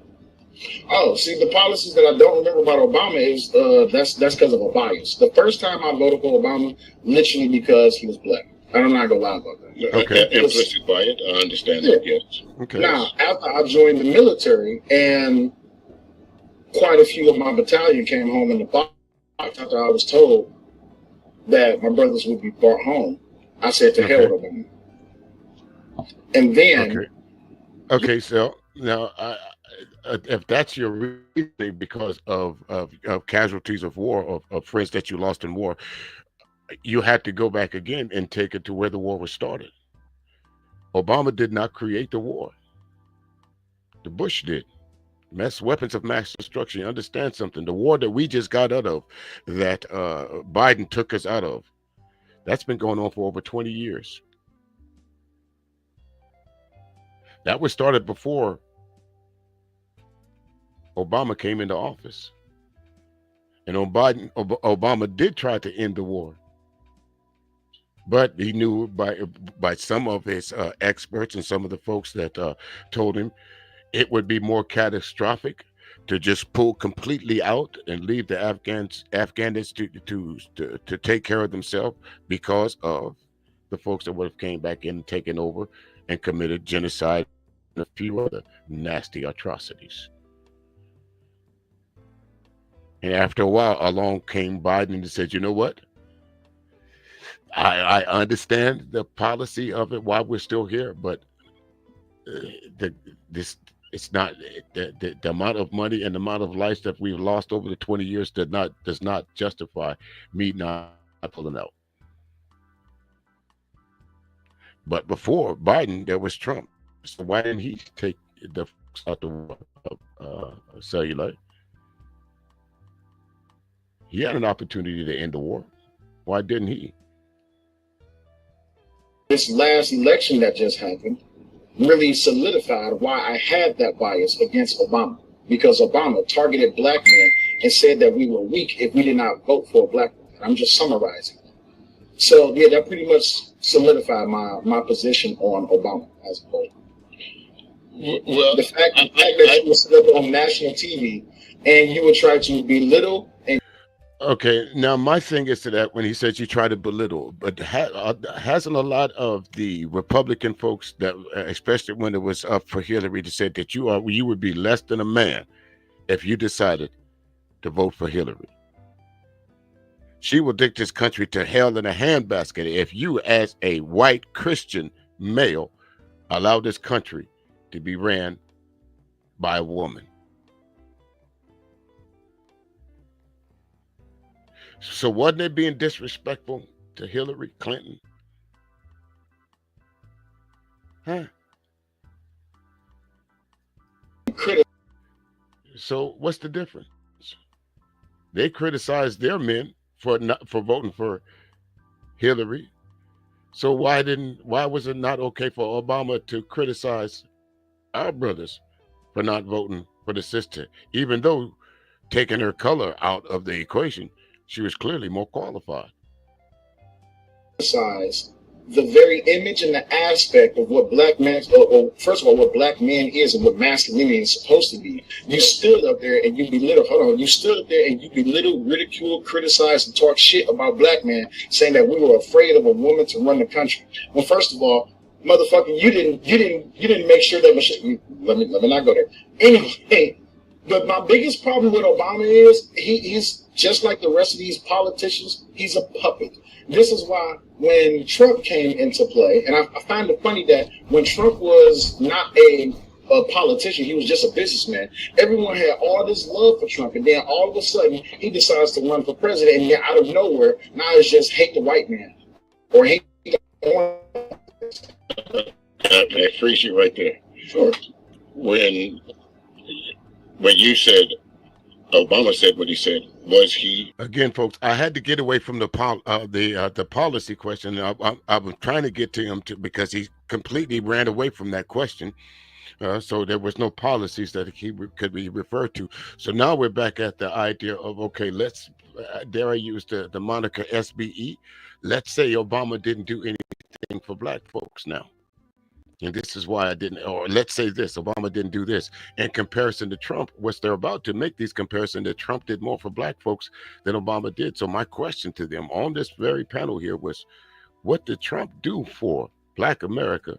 Or what was you expecting Obama to do for black America that he could not or would not do for the rest of America?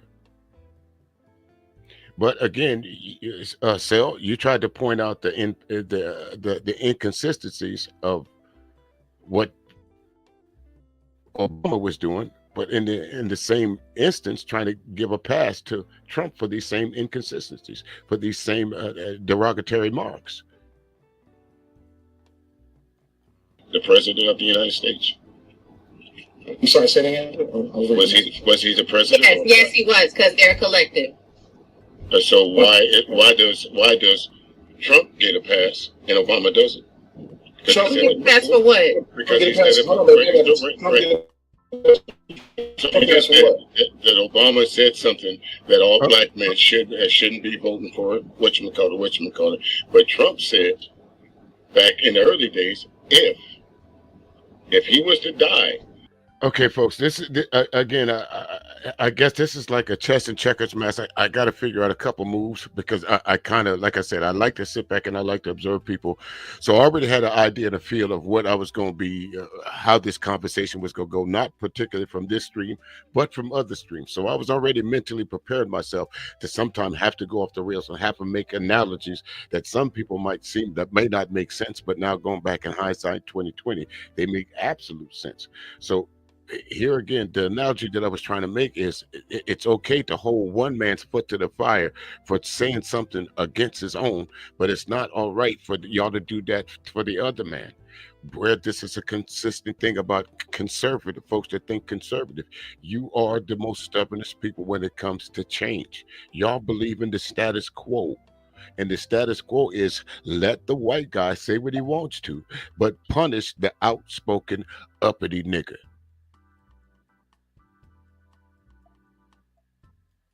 He would want to come back as a well-educated black man or woman. Why? Okay. Why? Because y'all get all the benefits. We get all the benefits. We get all the breaks. That's absolutely true. Just How? like when Biden sat back and just like. Okay, how is that true? If Sal and anyone else that's on that panel that agree with what Sal just said, if that was true, why have all these laws and things been put in place to try and level the playing field? If that what you said was true, how? I appreciate that there, HC Ball One. He just put a link into chat. When you folks can go check it out if you want to. The fact sheet: President Biden and Vice President Harris are delivering for Black Americans. Y'all go check that. I think somewhere HT Ball One. I made that comparison in another live stream some time ago, months ago, when they was trying to say that this vice president wasn't black.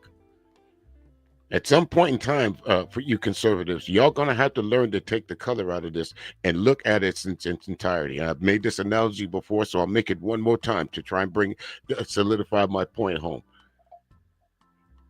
Unseen, you don't know what resume belongs to who. They hand them to you, and the two occupants are behind a black screen, so you don't know who is who. They slide you two resumes. One resume belongs to Harris. One resume belongs to Trump. Along the, as you read Harris's resume, you see the list of accomplishments. You don't see too many. You might see a step here or a failure, mishap here or a failure here. Actually, I don't think you'll see many failures.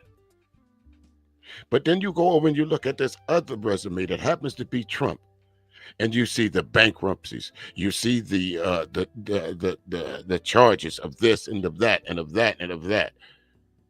The failures of the USFL, the what was it? Trump University, the failures of Trump vodka, how he went bankrupt several times. Who would you hire to be the CEO of your financial company? I guarantee it wouldn't be Trump, not unless you want to be bankrupt and buck naked in about 2-3 months. So how is taking color out of it? How is Trump more qualified than Harris? Just based on black and white, because that's how we read off paper. The ink is normally black, the paper is normally white. So based off black and white, which you in front of you, how would you be a credible businessman if you chose Trump?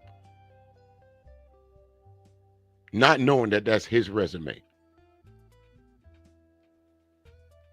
Miss me with that. Sal?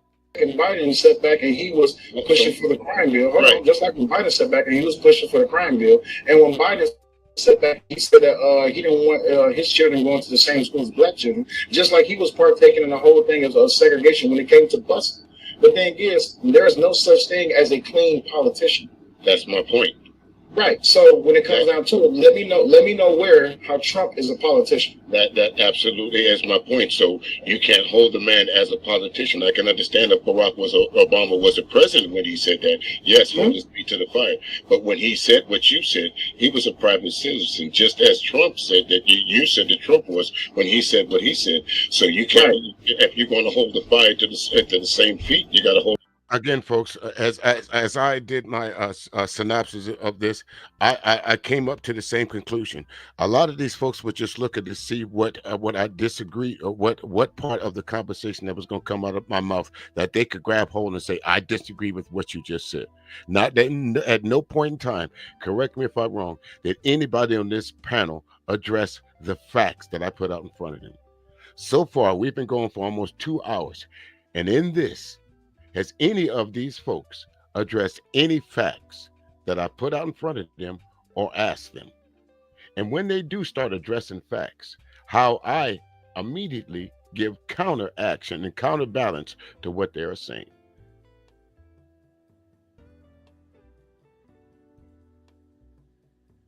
I love this. I love this. But you know what? Hold on. I love this. So I'm going to accept the narrative that Obama was a private citizen when he said that, right? So anytime that a grown ass black man would sit, scrutinize or criticize or demasculate another black man for the sake of the people, especially those around him, black women and white women. Anytime a man would try to step on another man's neck just to get approval or acceptance or appreciation. Jason Whitlock do it every day. Stephen A. Smith do it every day. Byron Donalds did it every day. What's the senator from South Carolina? Mushmouth, he did it every day. They shit on black people every day. Turn on Fox News, they shit on black people every day. Whether it be in the sports world or whether it be in the business world, they shit on black people every day. I.e., you heard people saying, I wouldn't get on an airplane if the pilot was black.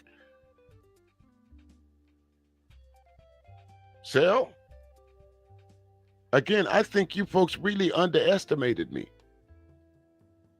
From everyone else around him, all in the name of disrespecting another black man, I can't respect that. On no level whatsoever. Right. As a private citizen. Right. As a private citizen. Hold on a second. Hold on. Because I got to stop you right there. I got to cut you off. Sure. Barack Obama was not a private citizen when he said No, that. he was not. Thank you, Rob. Please. He wasn't the president. He wasn't a private citizen. He wasn't a private citizen. He was what was it? If you're not the president of the United Okay, folks. Again, I'm not asking you to pull out a link here, whatever. But just for my own general purpose, if I'm wrong, I'm wrong. But I think I'm pretty much on the right side of this. If you do not hold a public office at some point in time, well, if you're not directly in public office right now, if you're not one of those 435 House of Representatives, if you're not holding a seat in some local or state or federal government, you are a private citizen. When Barack Obama spoke what he said about that, everybody got their panties in a bunch about. He was a private citizen. He was not acting in a political capacity. He may have been a public figure speaking, but he was still a private citizen. But they gave me so much pushback on this. And finally, I said, pull up and type in what private citizens mean. They didn't even do that. Finally, I think, Raw, in your zest, my dear, you finally kind of said, yeah, you're right about that. He was a private citizen. But another one of those backhanded slaps. But listen how they're, well, here we go. States, what are you? Are all people private citizens? Hold on. Senators. Hold on, wait. He said he can the bruised egos. We in this thing. Senators are not private citizens. They work for us. Guess what? They're not The private president- citizens. As soon as President- they You got it. You got it, Rob. President Barack Obama is no longer a private. He's no longer a private citizen because President Barack Obama gets salary, medical insurance from the government, and a private secret service detail until the day he dies. He is no. And that is mandated by the Constitution and the laws of the land. But he is still a private citizen that just happened to work for the government one time or the other. He does not hold any position in government, but as the president of the United States, that is one of the perks. She's 100% wrong. She's not even partially right on this, folks. Right is nowhere anywhere in that statement that you just made, Raw. Not even close to being right. He is not a political figure. He is a private citizen with an opinion. And if Barack Obama and I, just as we said, well, I'll let the talking do for itself here. Longer a private citizen. You got a secret service detail. You get $400,000 a year. You get medical service. You get medical coverage. No, ma'am. But I wasn't the former president of the United States. No, it doesn't. Listen, folks. Okay, explain private citizen to me. What other private citizen you know? What the hell? Wait a minute, folks. They act like that was a trick question. I wanted them to say me. I wanted to say, I'm a private citizen. So you're different from, only difference between you and Barack Obama right now is he was the former president and you and I are holding live streams. That's the only difference in us. We're both private citizens. This is what we call with action facts. Is Barack Obama right now under the same constitutional laws and bylines that I'm under? Is he in the for me right now? Yes. So is he not a private citizen? If I break the law and he breaks the law, then what's going to be the difference? He might get special treatment because he was the former president of the United States. But other than that, if both of us kill somebody, both of us going to jail, he gonna get more publicity for it. But that does not make him a private citizen. That's not the definition. Yeah. Okay. Well, y'all show me what the definition of a private citizen is. Look at right there, folks. That would have ended the argument. All somebody had to do was go over and open up another window, type in private citizen, define private citizen, and it would have told them if you're not holding some type of public office or you're not some kind of a public official or doing with government or something like that, and you are a private citizen. The majority of us in this United States of America are what they call private citizens. There's only a select few people, i.e. the Congress and whatever state and local municipality that you work for. If you're an elected official, you're not a private citizen. We got Google. We can stop all the argument. Look it up. What is a private citizen? Look it up. Let me ask you something. Are you getting paid by the government for anything? No. Meaning, is your salary and your medical benefits coming from the government? No.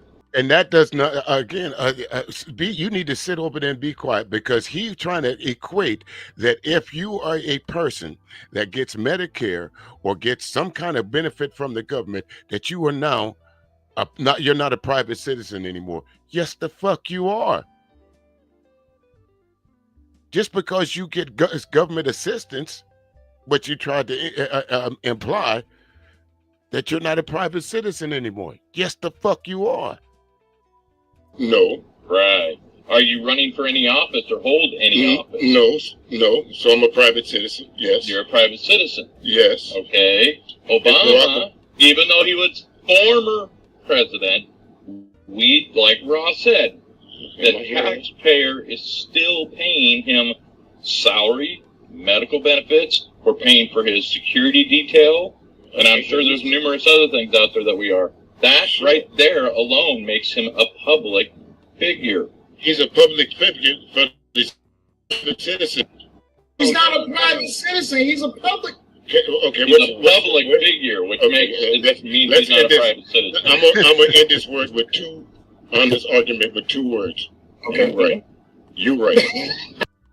You're absolutely right, folks.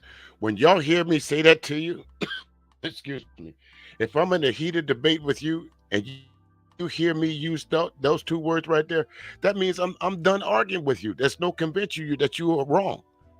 So I'm just gonna let you have it. You're right. That's gonna end that argument. You're gonna be satisfied with that. Now it's up to you again to question: am I saying that you're right to be facetious, or am I saying you right because I'm right? Y'all understand what I'm saying, right?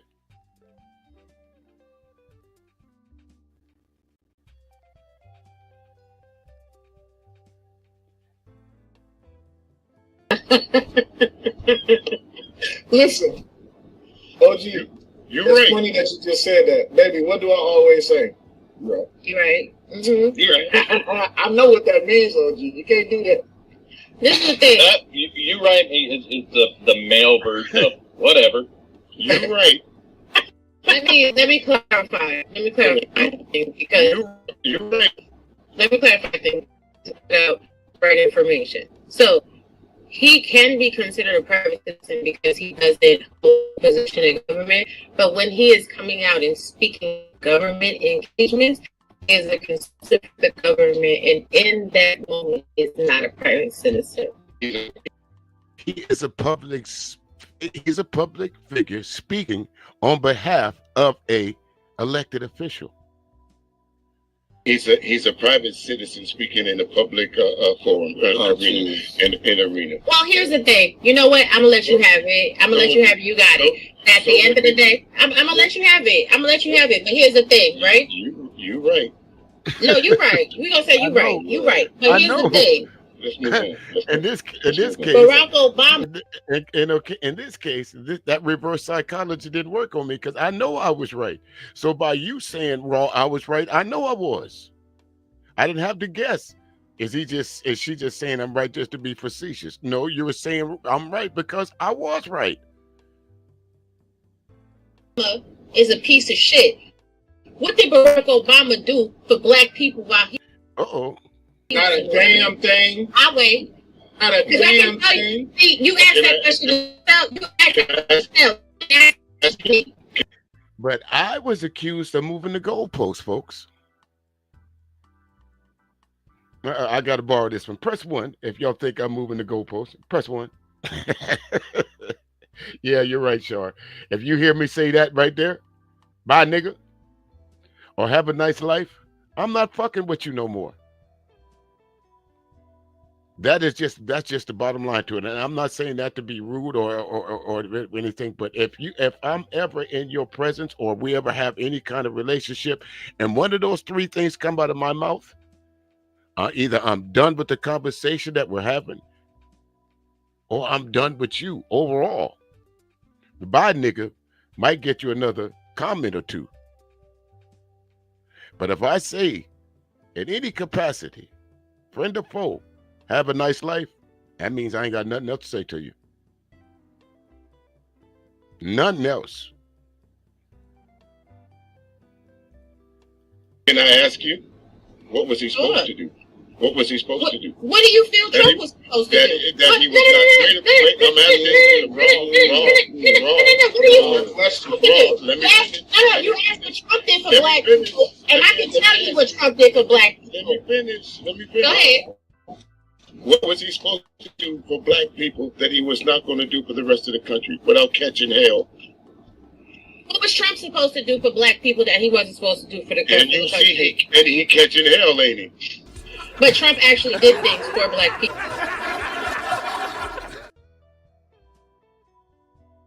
Man. No. What? What do you mean? Talk about it. He's getting people. He's getting people off of their ass. Come on, He's now. getting Come on, man. Hold on. I'm about to tell you. So he did the First Step Act in 2018.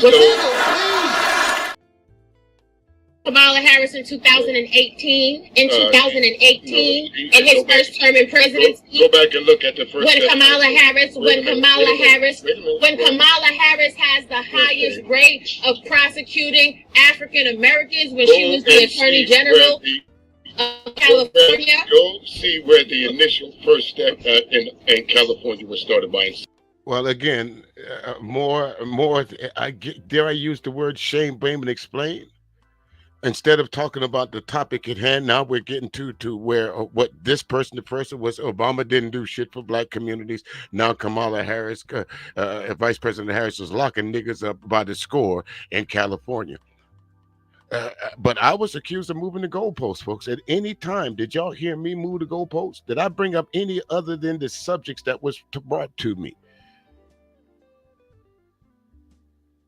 And now my question to them, Shar, is because I knew there's no way that I could have brought this question out there out without getting summarily flogged.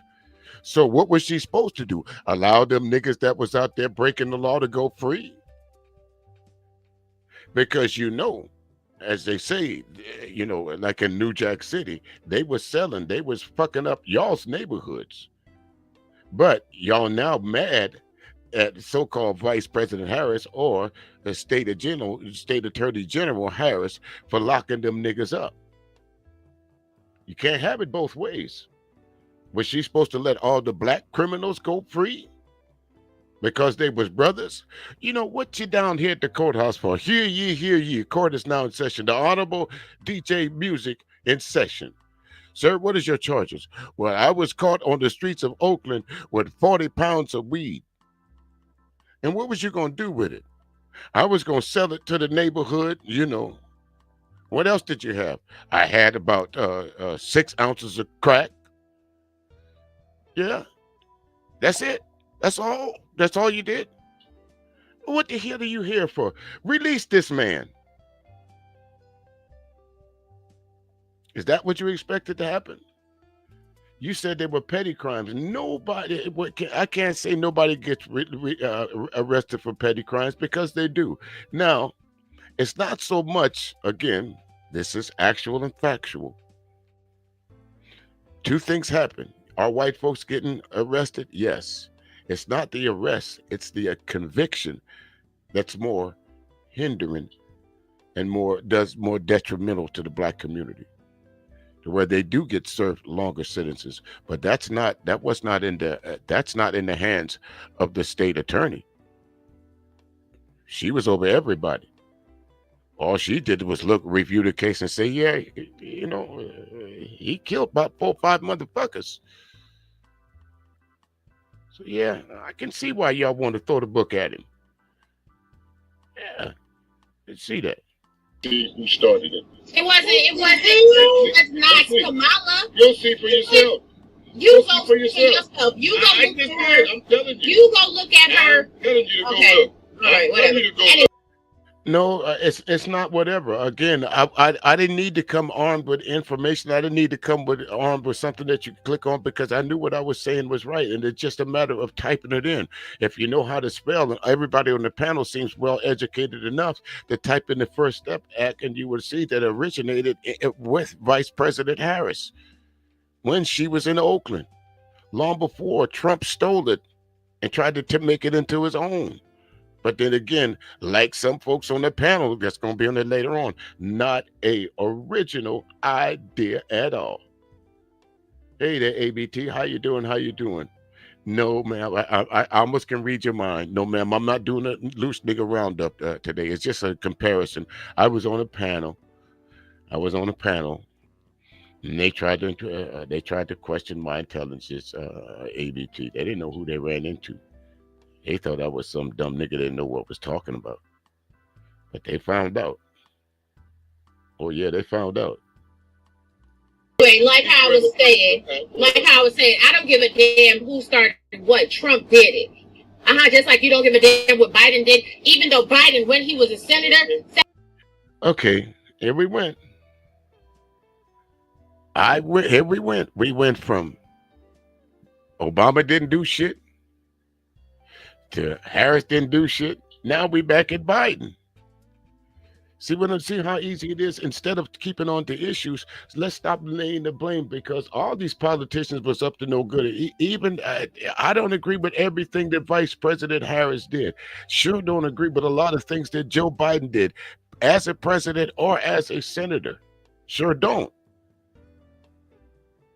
But you will see a little bit later on why I even point out to the matter of fact that is, even though we know that Joe Biden said this thing about black folks, overwhelmingly, we as black individuals voted for him anyway. Am I wrong?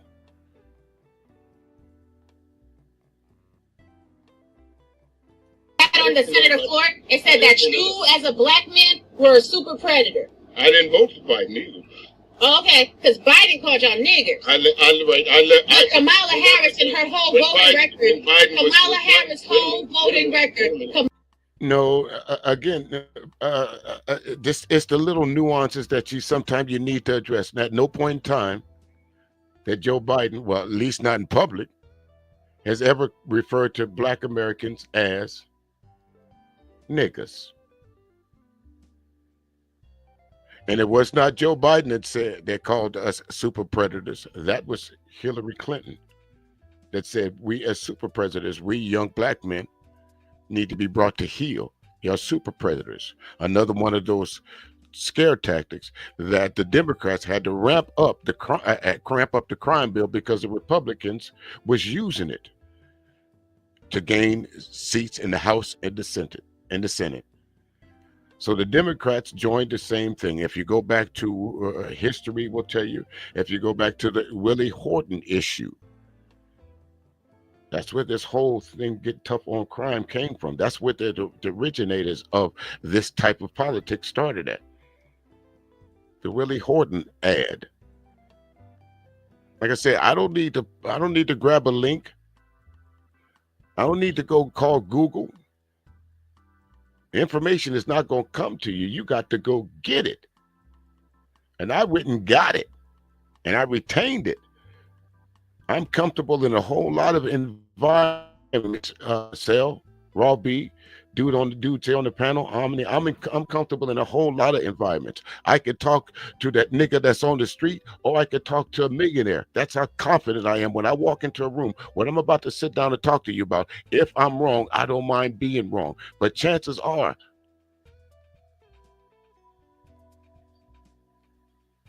and some folks might say that's a bit of arrogance, but every one of us need a bit of arrogance when it comes to dealing with the general public.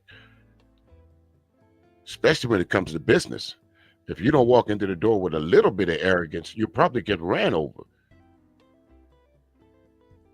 Kamala Harris' whole voting record is against African American people. But let you tell it, she is the one that started the First Step Act, which actually benefited more than 90% of the black men did she put in jail? How many black women did she put in jail? You sure is Attorney General?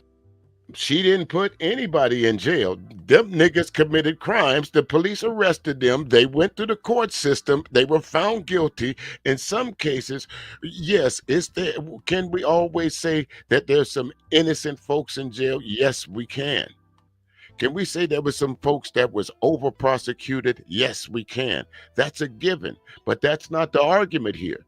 The argument it is that Vice President Harris, when she was a state prosecutor for the entire state, that she locked up men, black men, unequivocally more than she locked up anyone else. And that is not true. The next thing is that she did not start the initial First Step Act. And that is absolutely true. I do believe that Trump nor Biden nor Obama was the president of the United States when that initiative was initiated in Oakland, California.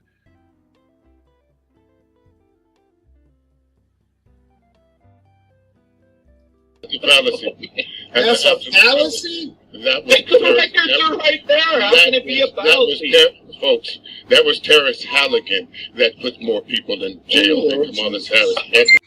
And even when you give them facts, I was waiting for somebody to give me pushback to say, "No, you just pulled that name out your ass." No, I live there. So I know what Terrence Halligan was doing. I know the different suits that was coming out against that department for wrongful incarceration. Terrence Halligan was locking y'all niggas up. That y'all saying Kamala Harris should have let you go free. You'll hold her feet to the fire for locking niggas up, but won't mention him. I did. You know who Terrence Halligan is? Do you know who he is? Do you know him? Educate us. Who is he? No. I want to hear it. Wait, hold on, baby. He was the guy in California that was locking y'all up by the dozens before Kamala Harris ever came along. Did he run for president? Excuse me? Did he run for president? No, he didn't. Did he run? What's that got to do with whether he ran for president or not? That was not. Who's moving the goalposts, folks? For every fact that I throw at them, let's move the goalposts over here a little bit, often to the right. Every time I'm putting they put that ball down and put it on and hold that, and then I'm kicking it, and it's going straight through the uprights. These folks move the goalposts, and I got to reset. Okay. No. Okay, so why we talking? I'll concede this point that this Terrence was locking all the black men up before Kamala Harris. But then when Kamala Harris came on the scene, she did the same damn thing. No, she didn't. You know what? It's called the old switcheroo. You know what really want to happen? You want to, if you want to talk in narratives and you don't want your ego bruised, sir. What happened was your girl thought she was on the same train with her. And this the girl that I'm talking about, because I could not remember her name, but now I'll make the correlation now. Go back and look up Kamala Harris versus Dianne Feinstein. But Dianne Feinstein thought that Kamala Harris was going to give this certain person out of the projects of California, of San Francisco, excuse me, that murdered a policeman, that shot a policeman, that she did not give this guy the death penalty, even though he was convicted. But even though you'll hear me say that, you'll still some secret squirrel come out the back room and say, it's not the same as a conviction. Nigga, what? Y'all listen. Until some black kid in the projects of, Hunters Point shot a policeman. They thought this kid should have the death penalty. Kamala Harris at that time was running for his seat to where she told so-and-so, I think the name, I forgot the lady's name. Dianne Feinstein. Yeah, I vote with you that way. But when she got into office, she declined to shoot the death penalty at this kid, even though he was found guilty of murdering a police officer. Notice, y'all heard me clearly say he was found guilty. Now continue to listen. That's not an incarceration. This nigga just told me that's not an incarceration. What the fuck? Omni? That's not an incarceration. What is it? If he was found guilty, what do you think? They just said, yeah, we're going to find you guilty, let you go. Chances are he's still in jail right now. If I'm not mistaken, this kid got life. I think if he hadn't met his demise in jail. Talking about, he did get convicted. What are you talking about? No, that's a conviction. See, you're mincing words. Hold on. Omni, how am I mincing words?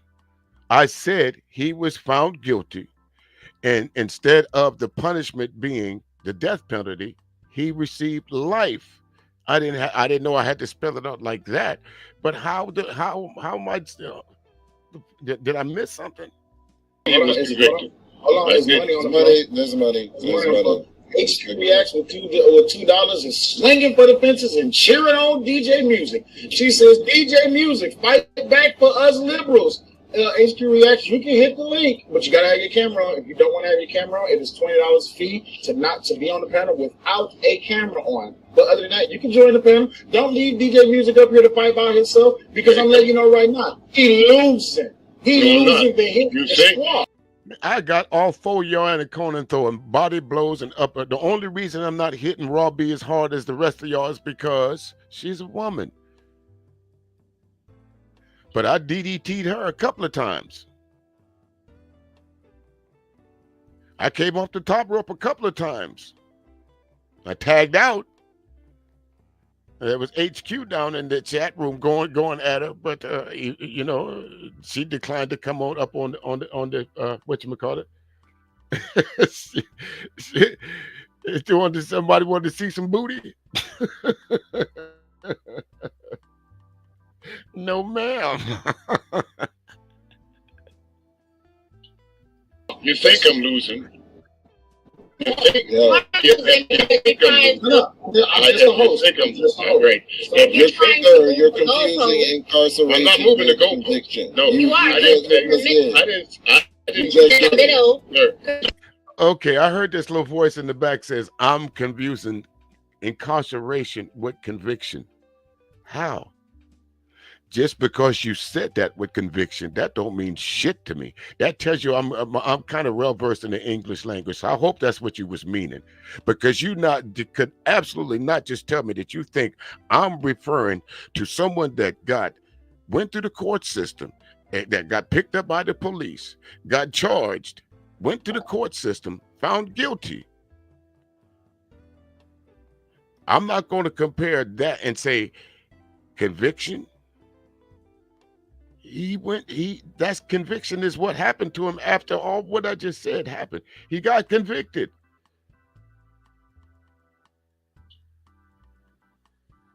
He got convicted.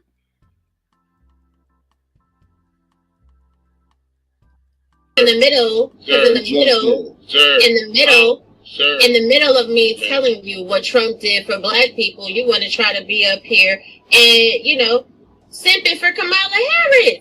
Well, excuse me, Miss Lady. You go right on to tell me what else Trump did for black people. Oh, black people get on my dang on bling bling nerves. Mind you. So, anyway, the HBCU funding, Trump signed the Future Act, $85 million annually and for permanent funding. See, again, it means to me, if y'all would have seen me in here that night, I threw my hands up because I said, I knew this was going to come next. I knew this is what they always go to, this Trump and this HBCU business. Listen, Raw B and anyone else over there that hears this stream, Trump did not help HBCUs at all. That was never his plan, to help HBCUs. He only threw something in your face to garner the black vote, just like the stimulus check. That was not if it was up to Trump, you folks wouldn't have got that money. That money came from the Democrats, the Nancy Pelosi-led Democrats. The reason why it was held up is simple. But I ain't got to talk. But I knew they was going to go there with this HBCU shit. And clearly right now, this big, beautiful bill is destroying HBCUs. But watch, we're going to go through this, folks. For HBCUs, yes, he did. Yes, he did. Oh, okay. That's true. So wait, hold on. Trump didn't look out for HBCUs? No, sir. How not? You go look for yourself. I'm not going to here to teach you. Sir, we already looked up. Some of this shit I want you to don't know where he at. He don't know where he at. I know where he at. I know exactly where I'm at. Show me your facts and figures where Trump donated money. Welcome to the Rosito sphere, sir. Right, you know Raw shit extreme, right? You might want to turn out. Okay, if y'all notice, I am no longer with that Kevin Hart whatchamacallit. I switched out a long time ago. This is now where I'm just going ahead, since I just figured out at some point in time, in between me being Kevin Hart with that Kevin Hart meme and the Lion, that I'm gonna have to pull out the heavy guns on these niggas, because they're relentless at being wrong. They're relentless at moving the goalposts. And like you just said, this ABT, willfully obtuse. Big word.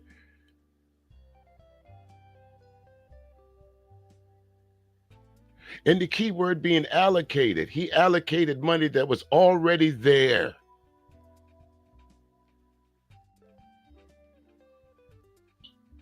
I tried to explain that to him. You'll see. your camera, folks, because your face is telling your story.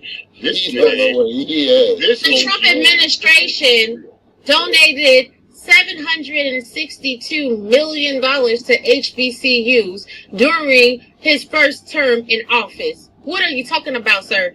And show me what happened to the 762 million. Show me what happened to it. He gave it to the HBCU. Show me where it went. Show me to where one HBCU that you said that 762.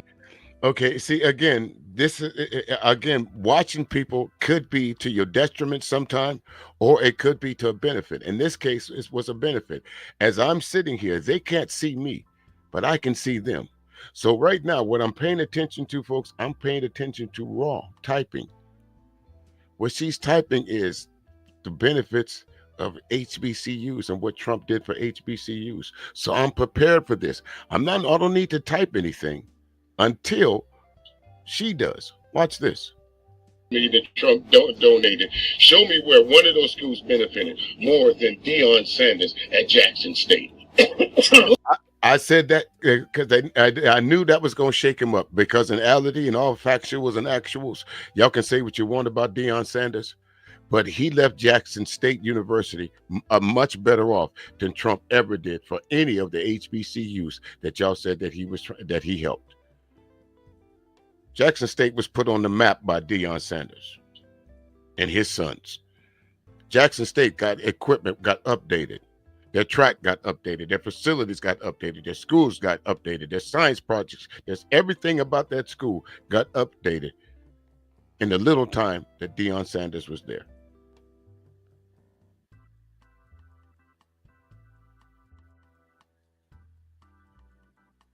What?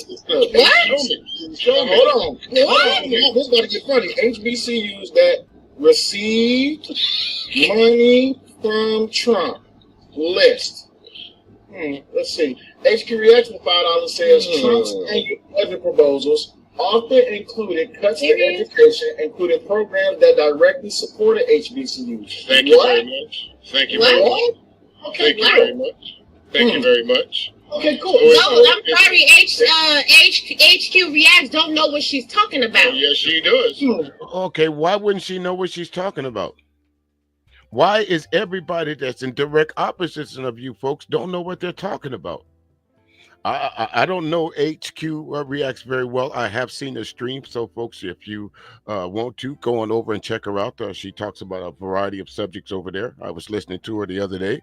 Actually, I think it was just last night I was listening to her. So shout out to you, HQ Reacts. Like, share, and subscribe her. I don't see her in the chat room, so I don't know where the link would be, but I think it's HQ Reacts. Just type it into your browser there, and I'm sure you'll run up on it. So tell the DJ Music sent you. So wait, third girl, hold on. So third girl Macho This is how it happens. I know. It always happens. It's always dudes like this, because let me tell you, Bro, he didn't see one lick of evidence of what she said. I don't he just automatically I don't need evidence. I know what the fuck I'm talking about. I don't need to post, brother. I don't need to post shit. I know what I'm talking about. All right now, OG. Okay, because you know what you're talking about. Because you right, right? You right? You right? And this is the part that I knew that was going to get shaken them up a little bit. It's when you, when I threw I threw some wood on the fire for purpose.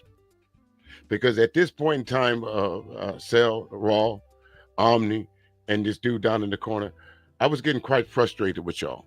And I'm going to be quite honest with you. This began to be child's play with me. Because it made no difference to what I said to you. You guys were going to be like stubborn children. You were going to find something else to point out to where I had to either defend or make right. And this is what happens from this point on. Watch. I didn't embarrass you. No, I'm not holding on nothing. Show me what you got. Show me what you got. And it wasn't Kamala Harris, right? So Kamala, more than 1,900 marijuana convictions in San Francisco. Previously unreported records from the DA's office show, and that's just something like what. you took that off the screen you left it up just a little bit too long there, Raw. What you forgot to say is that was part of something, a website that you took. It did show of those convictions, but it also showed that gave you the rest of the convictions. It also showed you that the majority of the convictions were at that time weren't for just petty marijuana dealings. At this time, it was for crack cocaine, which the penalty for crack cocaine was much stiffer than it was for cocaine. So that part was what you're talking about, that it was a little bit more the how do I put this? The sentence was more harsher than the crime, but it was handed that the sentence was more harsher to black folks than it was to white folks. That's what you're referring to. Folks, I know we normally, I hope y'all understand that this stream is going to take a while. This is not going to be a 2-hour stream, folks. I'm going to do this all in one shot, because still to come, the angry man is going to come up here in a little bit. But first, what's going to happen is somebody going to kick me off the panel. So I had to wait around for another 15 minutes to come back to finish up. But let's go here, Raw. We not going to do up here. Okay, It's like things that I'm saying. I don't know what let me ask you this. Okay, Robbie, you are absolutely. I will run it up on you, and I'm going to run it up on you for trumping for the HBCs. I'm going to be respectful, and I'll swing for the fences. But let me go ahead and tell you this. Let me go ahead and tell you this. Since you want to talk about marijuana convictions. No, wait. We're not moving the goalposts. No, we staying on HBC. Okay, again, I got to shout you out, Sal, for this, because I think at this time Raw was a little bit more, she got a little bit personal. I got under her skin a little bit. So I don't know if she dropped herself down or you dropped her down. But again, but just because you say it loudly, that don't make it right. Just because you scream it at the top of your lungs, that don't make it right. That's why you folks will hear me say that I do not argue with women. And theirs was a prime example of why I will not. Women argue with emotion, and I'm not being disrespectful. I don't argue with emotion, especially when it comes to that, because when I understand also that when it comes to an emotional argument or an emotional debate, lieu of the facts, you're not going to beat a woman. So why would I try? Our strength is in our fists. A woman's strength is in her tongue.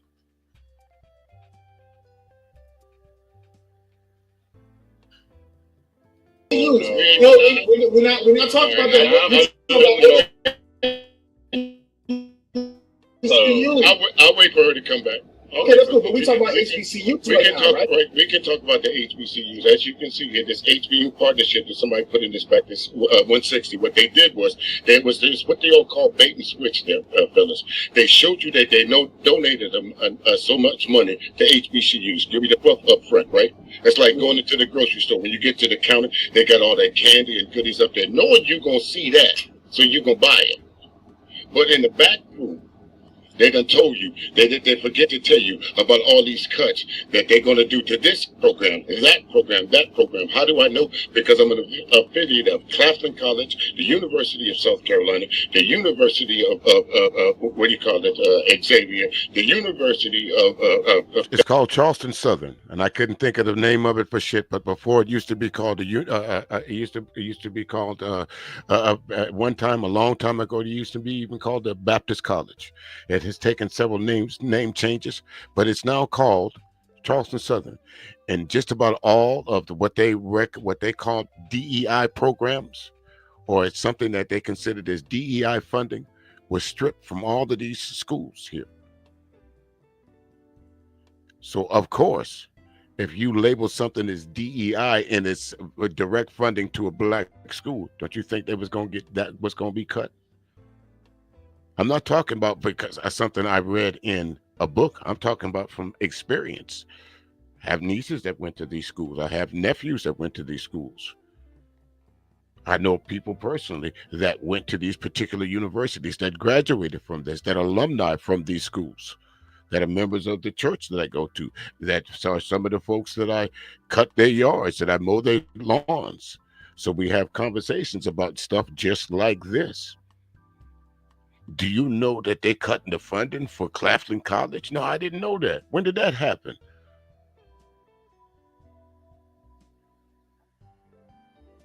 Down here in South Carolina, at College of Charleston, it used to be called.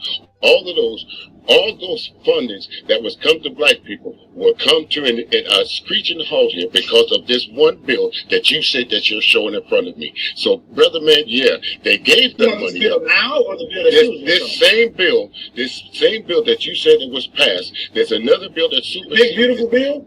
It's another bill that precedes the big beautiful bill. Again, you'll have to go look for yourself. Right. There's another bill that precedes. 23rd, 2025. President Trump signed the Future Act into law, securing $255 million in permanent annual funding for HBCUs and increasing funding for Pell Grants.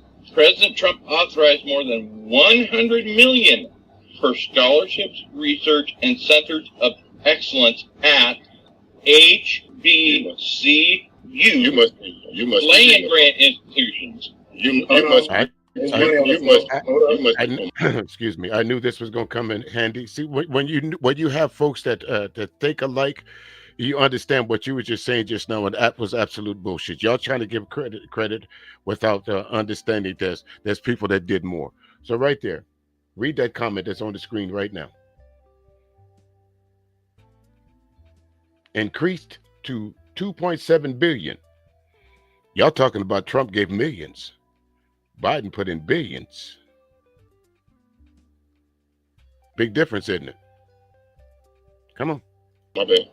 Hold on, there's money on the floor. HQ Reacts with $10 says DT, Donald Trump claimed he gave HBCUs more money than any president in history, which was misleading. Much of the funding was renewed money, not new, and had already been out. And even with that particular super chat, they still gave her pushback. Again, the majority of what they was talking about that Donald Trump was helping HBCUs was money that was either renewed or reallocated.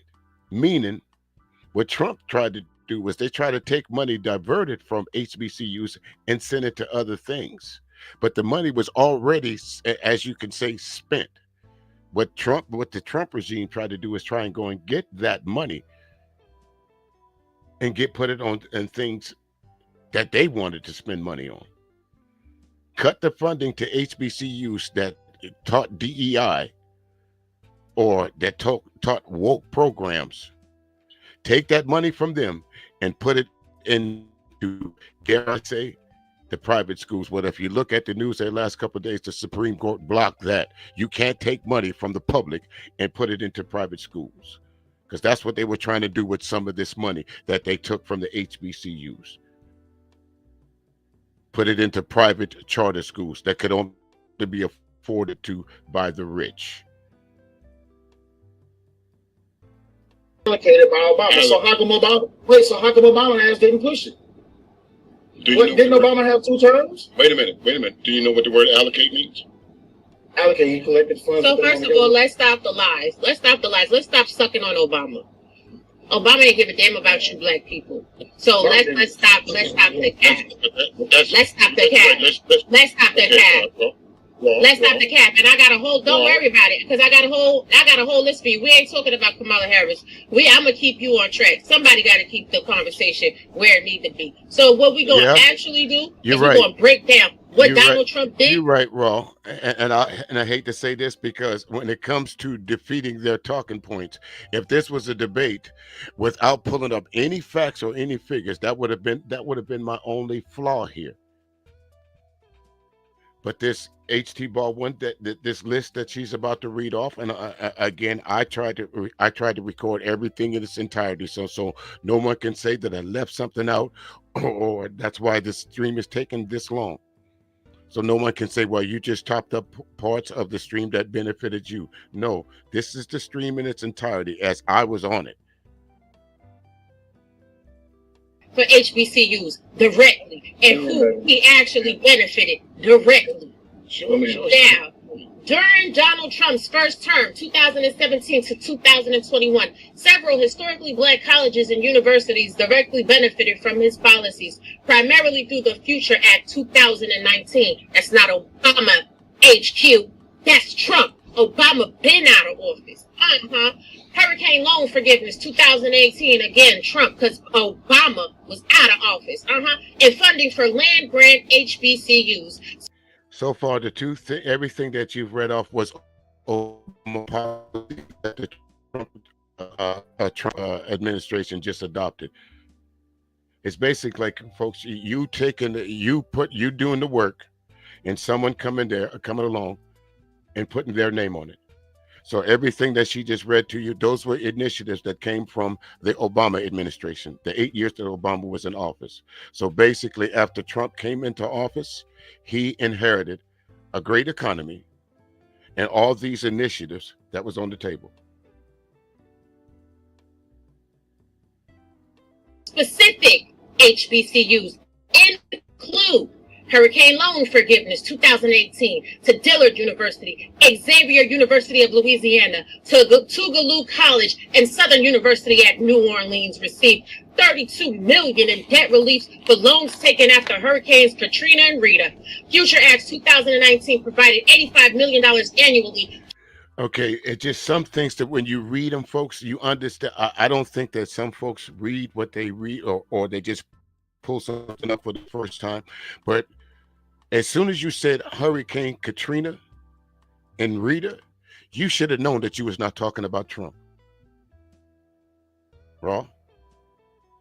You should have known when you said Hurricane Katrina that you was not talking about Trump. You had to only could be referring to two presidents, Bush or Obama.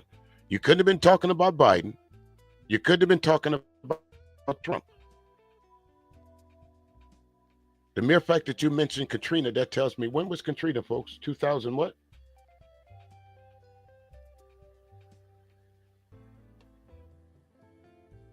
To all 100 plus HBCUs under Title III, including institutions like Howard University, Spelman College, Morehouse, Clark Atlanta University, and others, stabilizing funding for academics and infrastructures. The land grant of 2019, $100 million was allocated to 19 land grant HBCUs, including Alcorn State University, Florida A&M, Tuskegee University, Prairie View A&M University, and North Carolina's A&T State University for scholarships, research, and centers for excellence. Below is a comprehensive breakdown. No, we ain't done. Below is a comprehensive breakdown of HBCUs directly benefited by Trump's first term. Okay, at this time, folks, I'm a little agitated. And the only reason I have not left the panel at this point in time, because I'm a man that I'm not going to take a woman screaming at me for too long. I'm going to excuse myself out of the room. Yeah, I did. What's up there, Black Hawk? How you doing, good brother? Yeah, I noticed that. But again, I was a little agitated here, and under normal circumstances, I would have left the room. But I knew I had an ace in the hole, so I just waited for her to finish saying what she had to say. Policies with details on funding, impact, and context. So I can give you the details too. I can give you the whole details. We can go in. No, I'm not done. Because I am sick. I'm gonna let you talk because apparently this is what black people do. When black people are faced with the facts, they try to tap dance around it. They try to tap dance around it and try to make it something else. No, until you admit that there is documented facts that Trump benefited the HBCUs, we can't move on from nothing. And what are the sources? Let me make sure we clear on this. This not just pulled out my asshole. Department of Education, Congress.gov, the USDA, and the White House website. Let's get into it. Welcome to hell, motherfucker! DJ Music, you have the floor. Really quick. Okay, folks, this is the part you can tell. You will not only hear me being, I don't know if you can, folks can tell it, but I think your boy understood that I was agitated. Maybe that's why he threw that up, but I was quite agitated this time. And the pitch in my voice will let you know that I'm quite agitated. But let's go. Hold on, really quick. Hold on, there's money on the floor. HQ reacts for $2. Listen, HQ is showing y'all in the chat how to play the game. HQ said, I ain't just typing in the chat. I'll put some money behind it, even if it's just $2. HQ says, then he cut the ED budget, which included HBCU. Yeah, HQ. Look, hold on, wait, let me say thank you. So, HQ reacts, thank you for the $2. What are we talking about? Hold up! Now, start long stroking in the goddamn chat. Long stroking! God damn it, I want to get to the yams. Alright, so, HQ, y'all in the chat, do not let your chat peers outdo you. Don't let HQ take the leaderboard. Now, I don't know if y'all been noticing on live stream, that's a little crown. Don't let HQ take the leaderboard. She's winning so far. So, appreciate you. Now, first, Bad Duck, I know you want to get in, but I cut off the OG DJ music, so I have to let him go first. Respect. Ready? Ron, you ready? Okay, I finally heard, I was waiting to hear him say his name. So, Bad Duck, you are the guy that's been giving this bullshit information. I didn't know what your name was until I heard it. I couldn't remember it until I heard it again. But you are the guy that kept coming at me with this bogus bullshit, empty vessel, and thought you wasn't gonna pull me into the trap with arguing with you, bro. Now, if you ever want to come to my channel and have this discussion with me one-on-one, I can promise you, you will not leave there uneducated. Seems to me you're you think you're educated. You think you know what you're talking about. But fella, you don't want no parts of me. Remember some of those schools that you just said benefited from those, what year was that? Can you tell me the years that you recited this? Because I'm current right now. Okay, the reason why I asked for the years is because, again, step into my website, the spider. So I didn't would not give you or anyone else an opportunity to back out of. You were citing statistics and stats from from 2019, 2020, 2021 era. Okay, what I'm about to give you is stats and facts and figures that's happening right now, which none of y'all would acknowledge. Regardless of what we're talking about in 2021 or 2019 or 2018, what he thought he did, what's happening right now is about what I'm about to break down to you. 2018. Okay, you're His talking first time in office. Okay, I'm talking about right now, here present. No, what you said was his first time in office. Stop. You mix your words. You said first time. Hey, dude, stop windmilling. Sit over there in the corner and shut your mouth. I'm windmilling. I'm just a host, sir. Sit down and shut up and learn. Next time you teaching, make sure you don't get taught. Y'all said your egos won't get bruised. Go sit down in the corner, sit your ass down, and learn something. The 10 hardest. You just gave the man a heart attack. Shut up. The 10 hardest hit HBCUs into acceptance rates included Wiley College, Spelman Howard University, Florida A&M University, Tuskegee University, Rush College. Do I need to go on?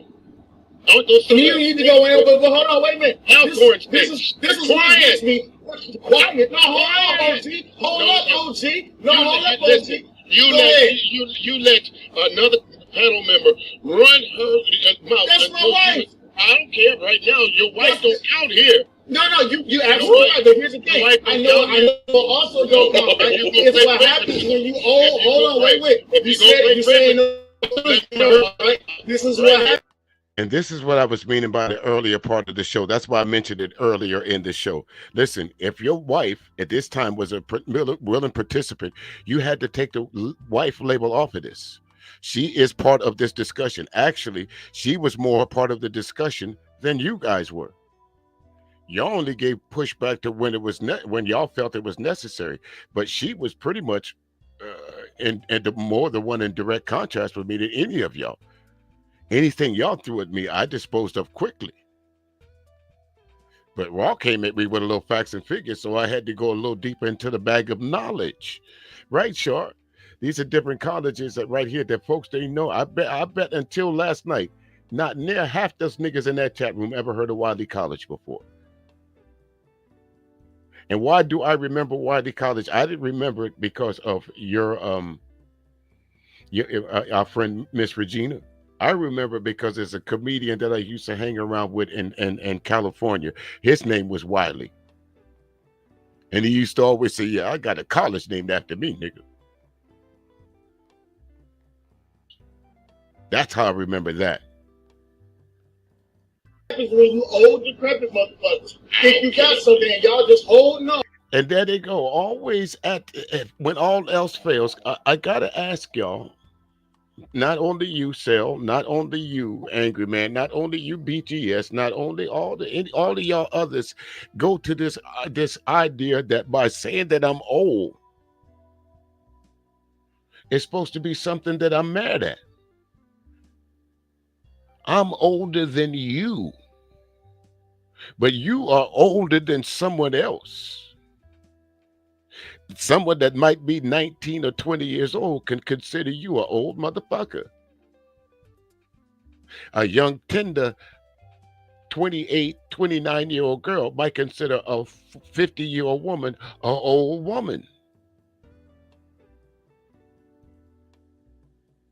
A young, virile,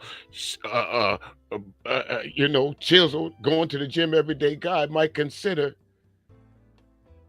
an old man at 54 old. But at 54, let me tell you, do you feel old? So why would you think that by saying I'm old hurts my feelings? I made it. I'm a survivor. According to statistics, I should be one of two places, locked up or dead. Y'all had to know this was going to be a long stream. You had to know that it was just not going to come here and just let y'all just act like I'm that nigga that you can just throw anything at. Nothing personal. And there in the course of any of this debate, have I called anyone out of their name? The name calling didn't start until a certain nigga showed up in the chat room. To some shit that y'all think y'all know. And what happens is you get blown out the water and now you got to come up with misinterpreted facts to try to make a point. Brother, and you moving all of the goddamn goalposts. Go ahead. Hold on, wait. Go ahead. I'm not moving the goalposts. Oh, you moved every goalpost. No. She said 2019, 2020, Trump first term in office. She asked me, what did you do for? Well, so I'm making the correlation. So there you go. So don't make the correlation. Stick to the point, OG. Okay. You have to. In order to solidify your point, you have to address the point that was put in front of you, Cell. And she started figures from 2018, 2019. So I had to go back and use a correlation of, okay, that might have happened in 2018 and 2019, but this is happening right now.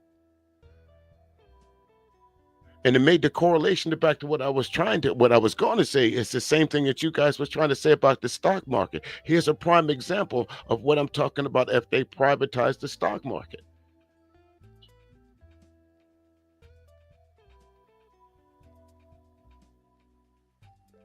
I don't know, Black Hawk. I wish I had an answer for that, brother. He says, I don't understand why it keeps going blue, so I lose it there for a second. Let me get it back on the screen. What happened? Why can't I see it? There we go. He says, I don't understand why a black person would have a anti-white man on their panel, and Bad Duck is very anti-black. I didn't know that. This is my first time running into this dude. I never met him before. I never met him before today. But again, folks, like I said, I prepared myself for this panel. I already had a general idea of what I was going to be up against. I didn't know who was going to be on the panel, but I was satisfied with my knowledge that I did not need links.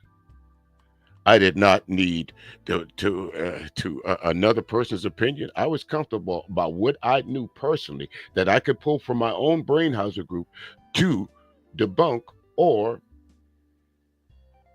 it just flat out proved them wrong. Again, that's not being narcissistic. That's just saying, hey, shit, I went and found the education. You have to. I have to get to a point. You just can't drive in the driveway and leave the car running and get the fuck out. You're absolutely right, but guess what? I got good gas. All right, let me finish what I'm saying here, bro. Let me finish.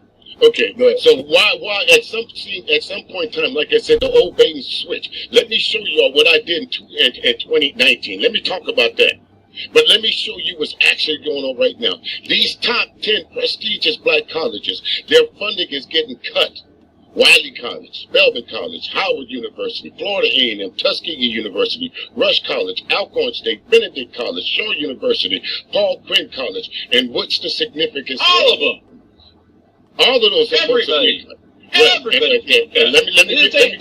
Yeah, but you can't use that as an argument to say that's against HBCU. Why the fuck not? They're all HBCUs. This is what I'm saying, Malt Duck, Cold Duck, whatever the fuck your duck name is. Duck your ass out of the conversation when you don't know what you're talking about.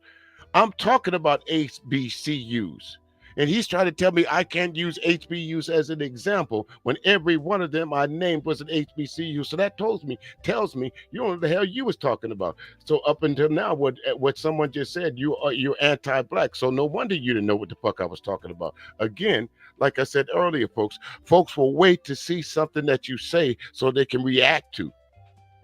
He was waiting, hoping I said something wrong so he could jump in. And each time, notice now, I'm pointing this out for a reason. Notice at no point in time that I interrupt anyone. At no point in time that I say deliver a nasty gram to anyone. At no point in time. All of those are HBCUs. Shut up. Damn, that's rude. All of those are facts don't matter. When I say University of Alabama, did I say that?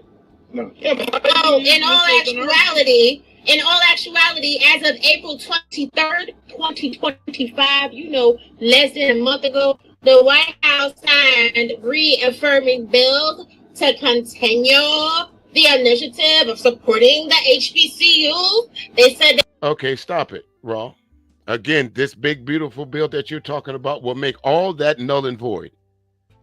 Everything that you're touting right now, this big, beautiful bill will destroy, regardless of whether they allocated, reallocated, or made it into fruition through their own, as you said, kinds of generosity to what Trump wanted to do for the HBCUs. Come 2025, if this bill passes the Senate, none of that will make a difference. That's why I was so stressed and pointed out that for the years. 2019 is what you're talking about. This bill that they want to pass through the Senate right now, that more than likely is dead on arrival, will eliminate everything that you're speaking of, my dear. there may not be any new funding, but they signal continued support. That's as of April 23rd, 2025, during the Trump administration. I knew you was going to go look for that, so I'm ready. Okay. Well, who look for what? Wait, hold on. You can be ready, but it's money on the floor. Okay, hold up. It's money. You have to wait. Money. Mind Chaos Brew with $50 whole motherfucking dollars says Biden came in after Trump and gave a bunch of people money to COVID-19.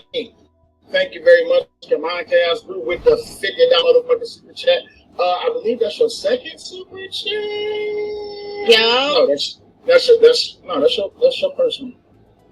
Yeah, that's your first super chat. But with that being said, Bad Duck is still the sponsor of the show. So go ahead. You about to get in trouble now. Big dummy.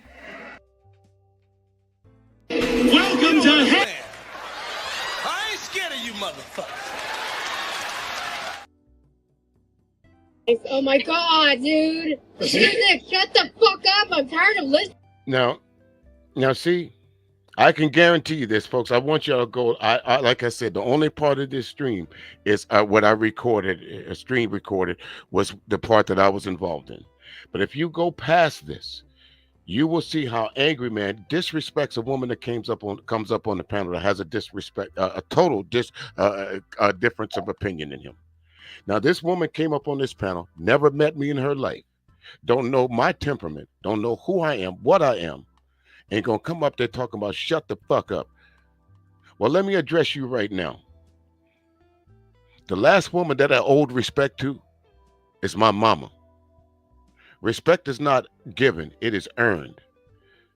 So, bitch, since you wanted to come up here and disrespect me, let me go ahead and disrespect you. The next time, you keep your white ass downstairs somewhere.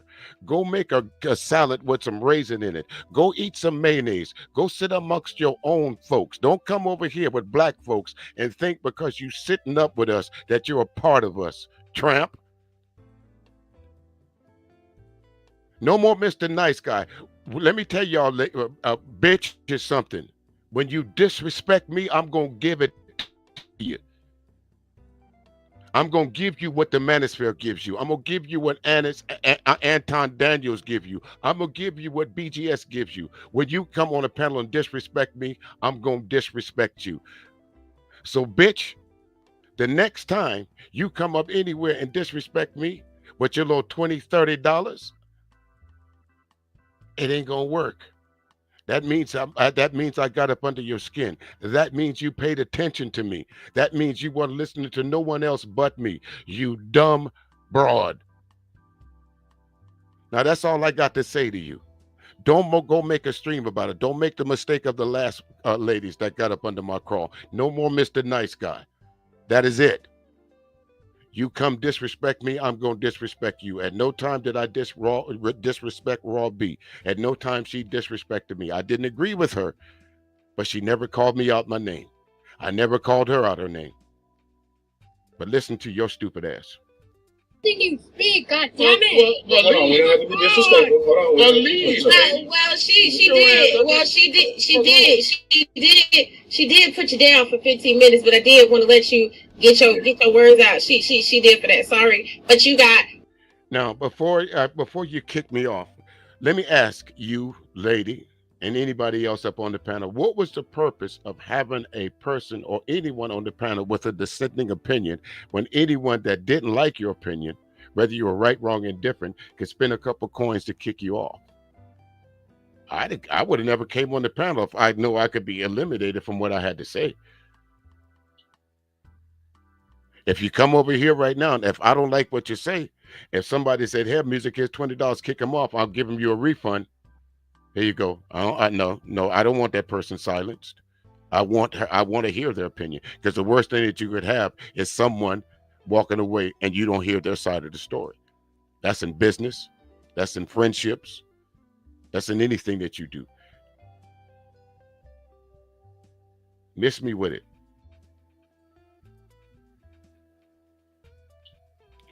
I don't know,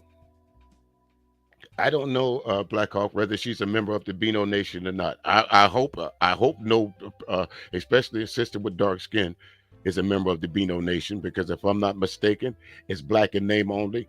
Well, I'm sorry, but there's no way I could ever confuse you as being black in name only. When I see you walking down the street, whether I know you or not, I see you as a black woman and not in name only.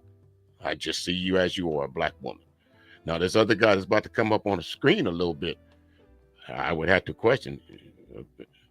But anyway, I digress. 15 minutes. See you back at 8:27. Hey. Okay. God.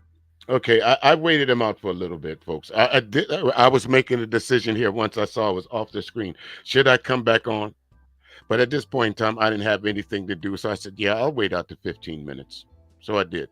But what I did say is, instead of speaking right when I got back on the platform, on the panel, I would wait for a little while. Dude, I just, yeah. I can't. Listen, I can't. and you know what? I got respect and I got love for DJ Music, but that old time of bullshit. Listen, y'all gonna have to miss me with that. And this is what I mean by. And I know he said he's not a Democrat, but I know he said he's not a Democrat. Nor did he say that he's a. We got another one up in the motherfucking building. Who is this coming from the 313? We got JT. Welcome to hell, motherfucker! Let me finish right quick. So yeah, DJ Music, OG DJ Music. Watch this. What happened with America was when Twitter was up on Capitol Hill getting their whole back blown out, and they was bringing up all the receipts. Twitter had to admit that Facebook, hell, even Facebook even had to come to Capitol Hill and answer questions. Nigga, please. They were used by the Biden administration. And also with the Hunter Biden laptop, they did everything that they could because you know why? Because the presidential election was coming up, and they didn't want people to be swayed by what they would find out that the Biden administration was doing. The Democratic Party had always what you just said is one of the most insanely idiotic things I have ever heard. Hook, line, and sinker every time. Go ahead, OG. Oh, I got two OGs on the panel. DJ Music, go ahead. Again, Lalette, some of what you say, I'll agree with. You know, as the old saying goes, even the sunshine and the dog ass, he hold it up high enough. So I will give you some of the things that you say absolutely correct. But in a lot of things, you have to look at the totality of. Since you guys were talking about the pandemic, the majority of the experts say that Trump and the Trump cabinet mishandled COVID. That's not coming from me. The experts are wrong, and they've been proven wrong. How so? Okay. At no point in time, folks, when Angry Man came on the scene, did he say, hey, what's up to the panel? He never spoke to me. I don't know. Maybe I was off the panel or whatever, but I think he came on the panel at the same time I was there. So at no point in time did he acknowledge my presence. And they said a little bit later on, you're going to see Cell get upset because he said folks was cutting Angry Man off. But this here, that right there was the first instance that I did not say anything to Angry Man. I was talking to Cell. But he cut me off. Y'all saw for yourself. The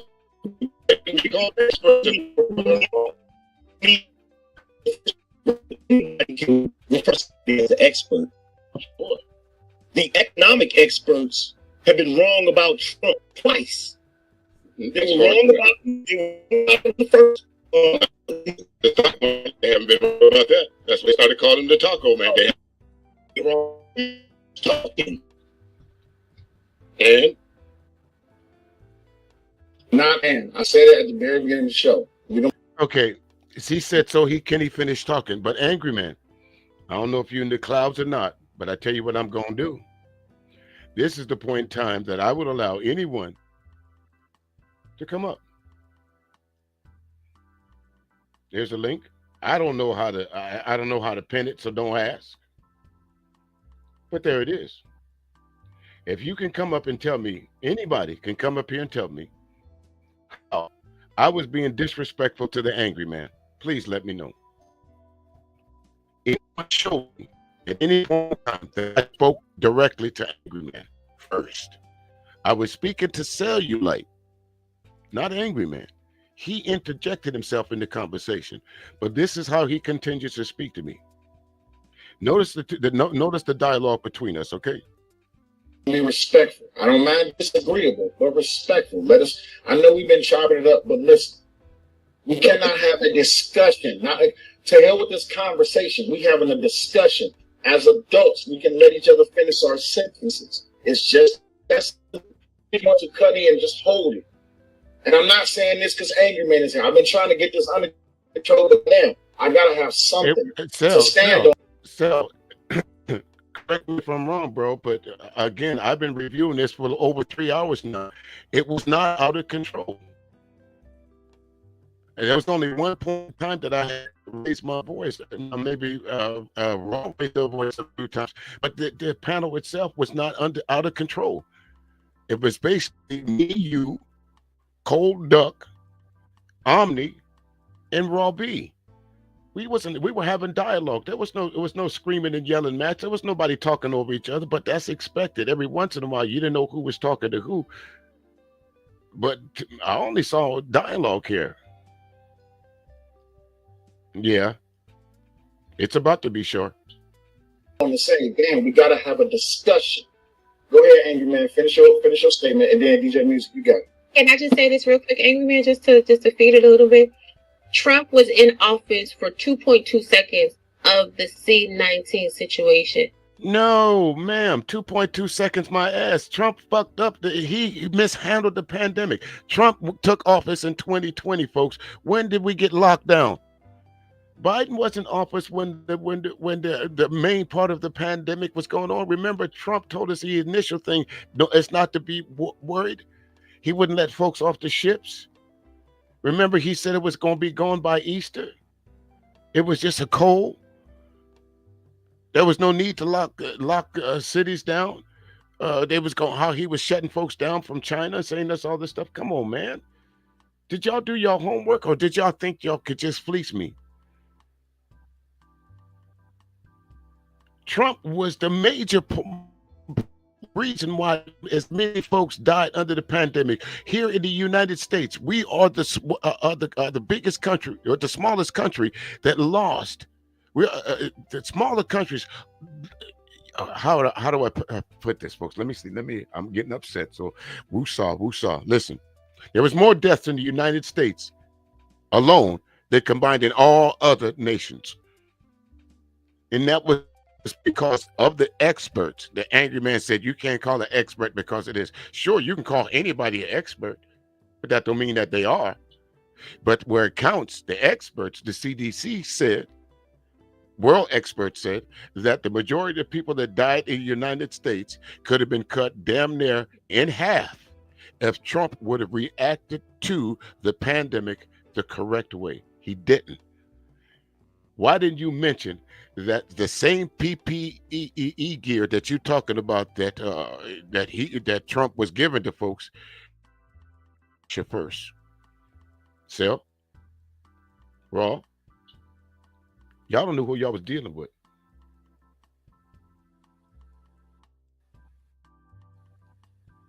The rest of the time it was Biden. Facts. Yeah, so number one, here's the thing. This is what y'all always do. Anybody that's left-leaning. Whenever someone that is more right-leaning starts stating facts, you try to talk over them. And the reason why you do that is because you don't want the truth to be heard. You only want your narrative to be the narrative that's heard. Number one, when Trump was in office the first time, economists, experts were talking about all the mistakes Trump was doing and how it was going to be, how what he was doing was going to affect the market in a negative way. They were wrong. Do you understand that Trump was that the economy was damn near on the verge of a collapse, not only from what the things that Trump was doing, but also the pandemic? You understand that, Angry Man? That's facts. That's realities. You don't have to guess at that. You can go see what the economy and Trump, you can go see what the pandemic and Trump did to the economy. I used to be the guy that want to break out the old facts and the figures, but I learned a long time ago, folks, no matter what you put in front of people, if they don't want to accept the information, why should I continue to put it in front of you? Go look it up for yourself. Eat crow in a room by your damn self. I understand that. I understand. Even CNN had to admit that Trump was right about the market. Okay, now, this go round, which y'all are trying to breeze past, I thought y'all said that the tariffs was going to make inflation go up. Again, angry man. You can't be this dumb. I was light with them other folks because I respect Raw B. I respect Cellulite. I don't know the other dudes. But you, sir, I have zero respect for when it comes to education, information. You will say anything. You believe that everything that comes out that Lipton soup cooler of yours is right. I spoke earlier. I'm not a Democrat. I'm not a Republican. I'm not an independent. I'm on the side of right. And I know it's right to somebody that's been working all their life to get the benefits that's due to them. I know that's right. I know it's right not to cut Social Security benefits, SNAP benefits, health benefits, health insurance to folks that can't afford it. I know that's not right.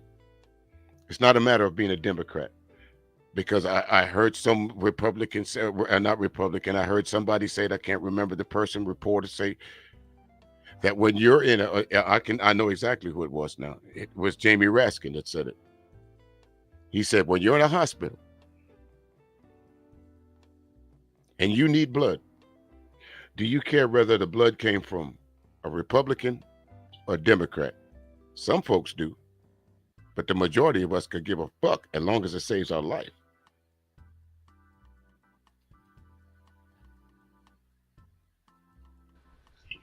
Didn't CNN have to come out recently and say, well, this is interesting?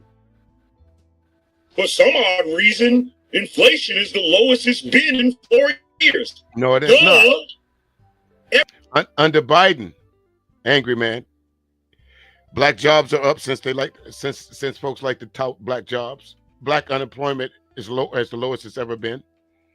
In the last, in the last Democratic Republican president, I mean from Bush on down to, let me see who we had. We had Bush. We had, what's the guy's name? I don't know why I can't think of his name. Clinton. We had Obama. We had Trump, and we had Biden. Out of those 5 presidents, he has had the lowest economy of all of them.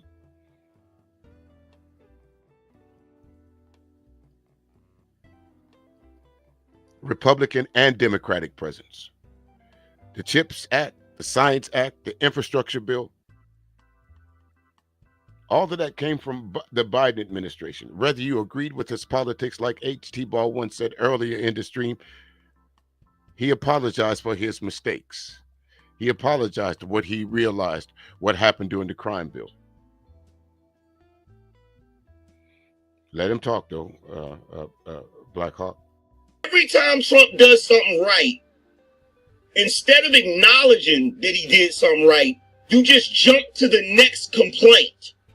Y'all do this every single time. Y'all who? And the reality is, your analogy, the sun shines on a dog's ass every once in a while, that analogy was perfect for Trump, because he is right about a few things. Not everybody is always wrong, and not everybody is always right. Listen, if Trump said something that was right, if one thing I'm gonna tell some, I agree with Trump about the borders. I think our borders do need to be secure, but I don't think you need to point out that's just the southern border. And like I said, that's why I use that analogy, because I'm right.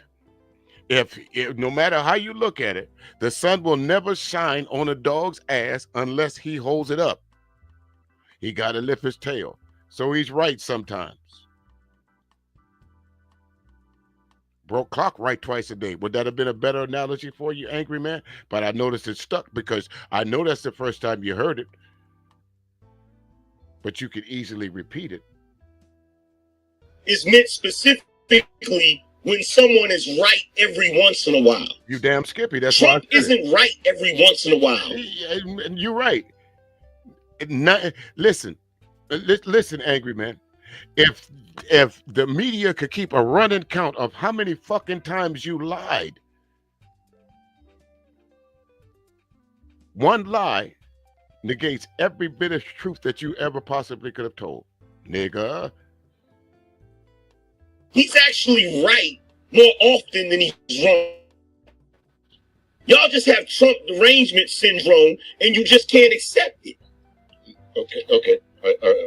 And which, give me the first instance, angry man, the way you think Trump was 100% right.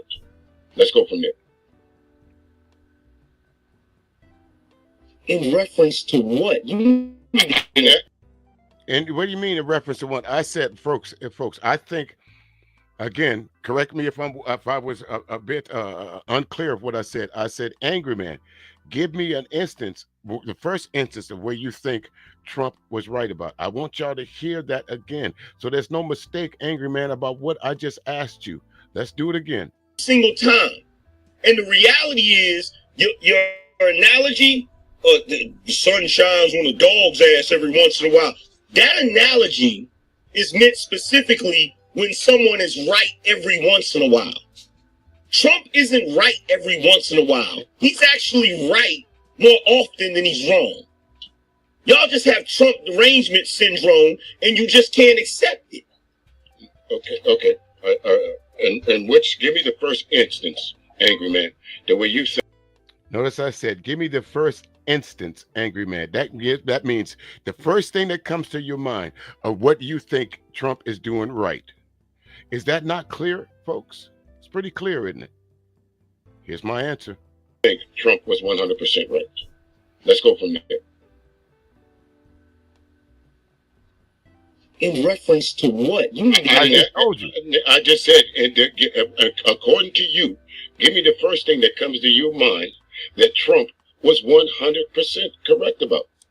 He was right about all of these countries folding under his tariff plan. None of them have folded. Right? Okay, now y'all heard his answer. I was specific. Again, coming to my website, The Spider. I ask general questions. I ask poignant questions, sometimes for reasons, because I'm already anticipating the answer. And angry man, you're very easy to anticipate. If they put this on the football field analogy, I would have picked that pass off. Pick six, because I knew where you were about to go. So I let you say it. You said tariffs. So let's speak about tariffs for a minute, angry man. Do you know who really pays tariffs? It's not the country of it's not the country that we're importing from. It's the people that are exporting. If we're importing from China, we pay those tariffs. And one way or the other, the company pays it and the company passes it on down to us. That's why later on in the stream, somebody asked you about Walmart eating tariffs. Y'all said it was all right.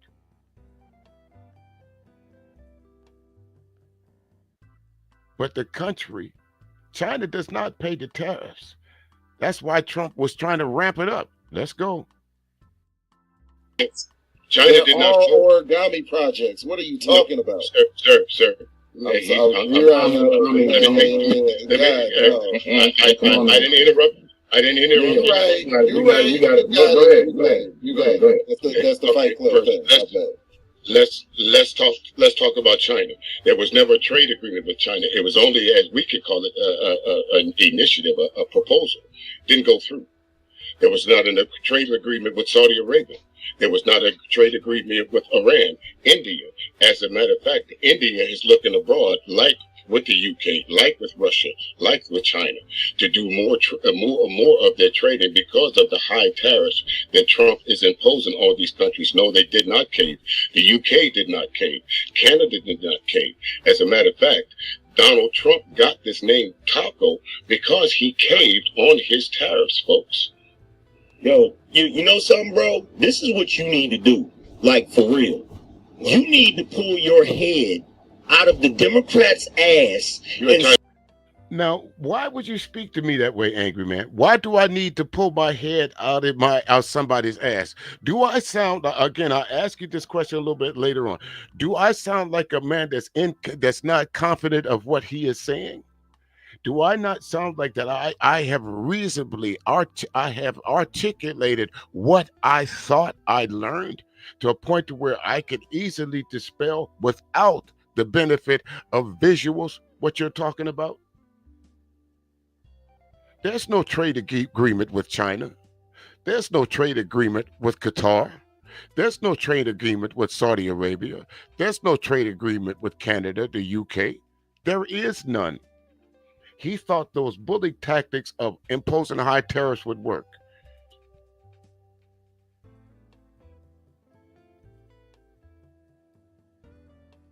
Your opinion.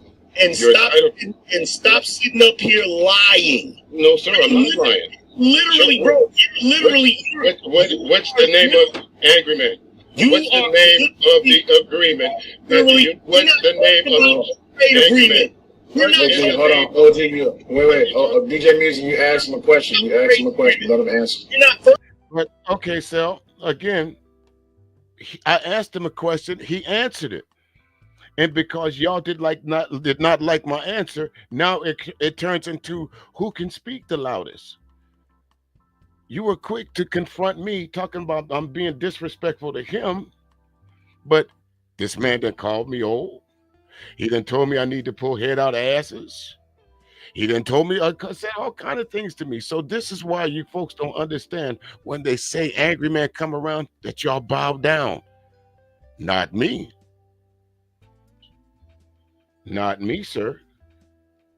And again, if you think I'll bow down, I'll let you say what you got to say.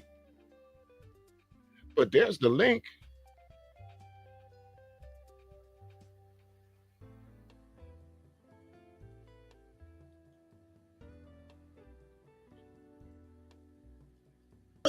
First of all, here's the thing, bro. Here's the thing. When it comes to this politics shit, I do this shit. And I don't. And I don't. You don't see me over there, angry man. You do not see me over here holding streams about women. You don't hear me critiquing somebody else's marriage. You don't hear me up at 2, 3 o'clock or 4 o'clock in the morning on somebody else's stream trying to tell a woman how wrong she was about something. I guarantee you, I have more on my platform about political events and ideas than you ever will. Clayton Bigsby. White power. Wait a minute, Zahar, I got something there. Hold on. Since you brought it up. Hey, where are the white women at?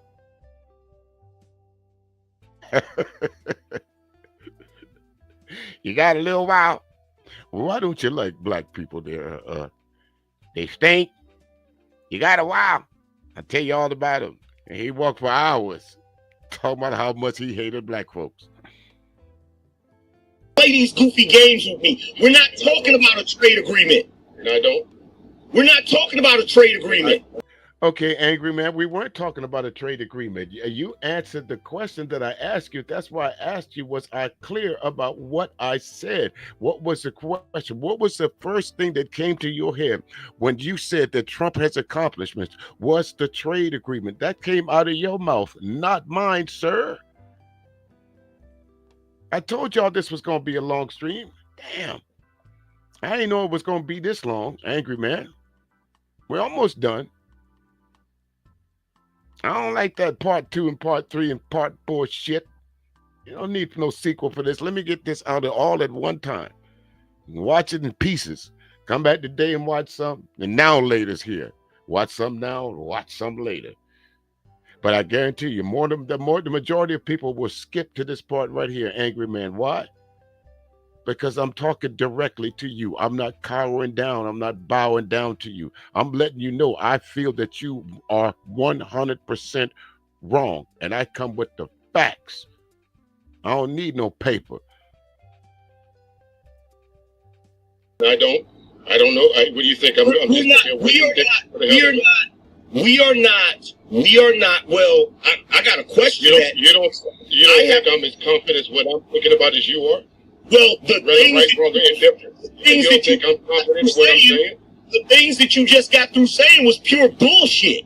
So but that's no, not Anchorman. Answer the question, bro. Hey, bro. Since what I'm saying is incorrect, show me the trade agreement that the United States and Trump has signed with China. Show me that trade. And that's quite easy, and since y'all like pulling up facts and figures, that should have been easily. When I asked that question, you should have been able to pull me up a news article, a news event, something, a short or something that said Trump signs trade agreement with China. That should have been easy. You wasn't gonna find one because there is none. And that's how confident that I was walking up on this platform that I was not going to be proven wrong about anything that I've said. Bro, you sound like you're older than me. I don't give a fuck. Age ain't got shit to do with it. No, it actually does. No, it does not. Okay, what does age have to do with it, angry man? So you mean to tell me just because if I'm 30 years old, I'm allowed to be stupid? I'm allowed to give you bad information? That if I'm 50 years old, that everything that I say is wrong? If I'm 60 years old, everything that I say is wrong? If I'm 77 years old, everything I say is wrong? What the fuck age got to do with giving the right answer? If I'm 10 years old, I'm not capable of giving you a right answer? What kind of you put some whiskey in your water, sugar in your tea? What the fuck kind of crazy questions y'all be asking me?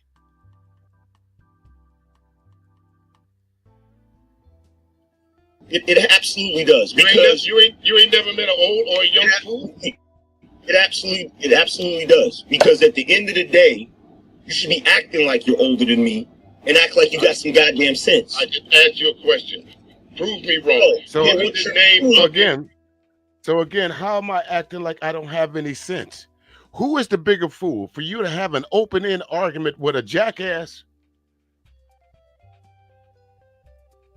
Or someone that's going to argue with somebody telling them, hey, you don't know what you're talking about. I wasn't going to argue with you about that because I knew what I was talking about.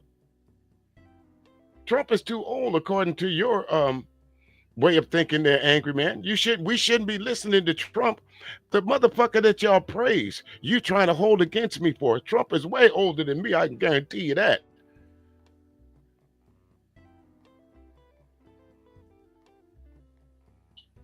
But it won't be long, folks. I'm about to get kicked off the panel again. Somebody saved him. Give me the name of it. You're cutting me off because you can't. What you are doing, I already answered your question. This has nothing to do with the trade agreement. We move past that. What's got to do with this? This has absolutely nothing to do with the trade agreement. Absolutely nothing.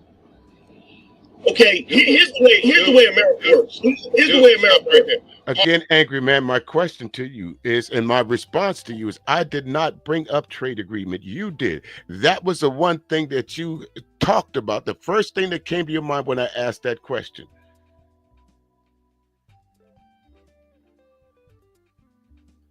Let him finish. Let him finish. Music. Hold on. Music. Let him finish. I promise you got it. Hold on. Music. Let him finish. Let him finish because you asked him to name a country. Right. Let him finish. Well, first, matter of fact, you know what? Here, just from my memory, what was your whole entire question? My question was, name me one thing that he approves that Trump has done right. He said the trade agreement. I disagree with him. How did I disagree with him? I didn't say trade agreement. Well, why would I talk about it? No. Did y'all hear that? He said he didn't say trade agreement. Nigga, yes, you did. Did y'all hear something different? Put a 1 in the chat room if y'all heard something different. He brought up trade agreement as what he touted for Angry Man. They defy any logic, don't they, ABT? They defy any sense of reasoning. It's like child's play. It's like you telling your 8-year-old, I just heard you say that. No, I didn't. I didn't say that. You can't prove I said that. Yes, I can. Nigga, this shit is recorded.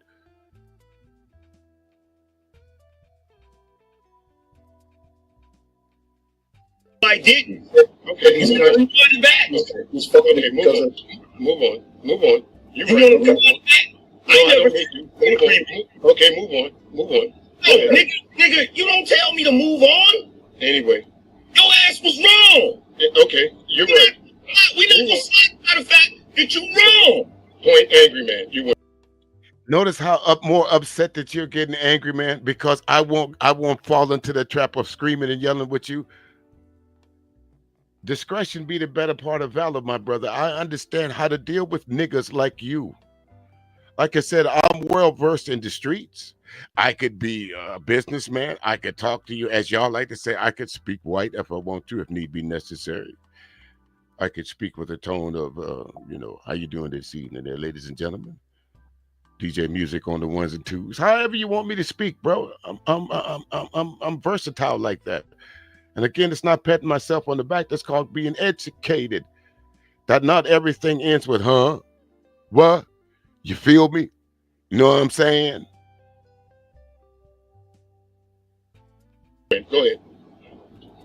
Okay, so Because I know what I'm talking about. go ahead. Next. You You man. always do this. This is Are you next. man? Now, again, folks, you hear Sel about to come into the background saying that y'all always do this, meaning that somehow or the other, I upset Angry Man, that I said something disrespectful to him. What have y'all heard me say to him? I kept referring to him as sir. No, sir. I don't think so, sir. I didn't call him Angry Bird. I called him by his name, Angry Man. I didn't call him old. I didn't call him outdated. I didn't call him Captain Saber Stream. I didn't call him nothing. But y'all heard that from him. Listen. Yeah, I can't. No. Stop doing this shit. I love when he come here, but also hate when he come here. It happens every fucking time. I don't give a damn who it is, whether I got. Well, Sel, what's the correlation? If it happens every time Angry Man shows up to your panel, it falls into chaos. It would be pretty easy to figure out. The source of the root of your problem is that every time an Angry Man comes on your panel, it rolls into chaos. Probably because Angry Man is there. Respect for the person or not. Stop doing this shit. To all you motherfuckers in this space, all you content creators, YouTubers, chatters, stop it. God damn, y'all immature as hell with this shit. And it's not just, OG, this ain't nothing against you. It's not just him. It's all y'all. Y'all all do this shit. Y'all make me feel uncomfortable as a fucking host when he come around. Well, again, that's my point to you, my man. I know I should have ran it back to ABT, but I'll let him speak for himself. So, this is a self-inflicted wound. You said it yourself. Every time Angry Man comes around, there's chaos on your panel. Me, I wouldn't keep bringing the bull into the China cabinet, into the China store. Or I would put stipulations on folks. Hey, folks, if y'all don't like what Angry Man got to say, let him speak first. But it's not, as we saw tonight, folks, it's normally not me, someone cutting Angry Man off. It's Angry Man cutting other folks off. Not only here with me, but if you want to, go back and look at Sel's podcast after I leave and see how he cuts everybody off. Sel, it's not me. It's not the folks in opposition of Angry Man. Sir, it is Angry Man.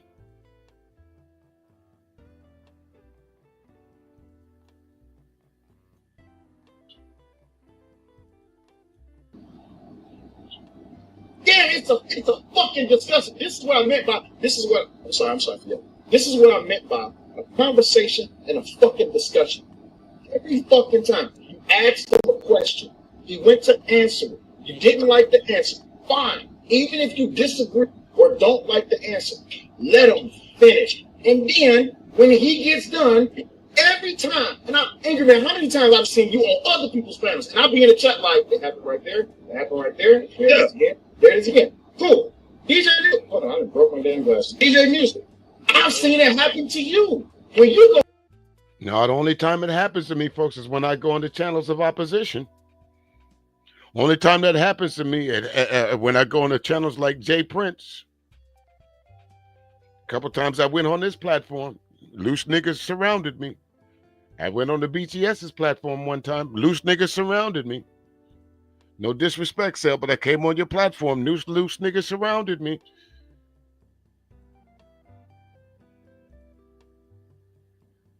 So no, I learned my lesson about going up on just any old platform. You ain't never caught me up on Fatty's platform, have you?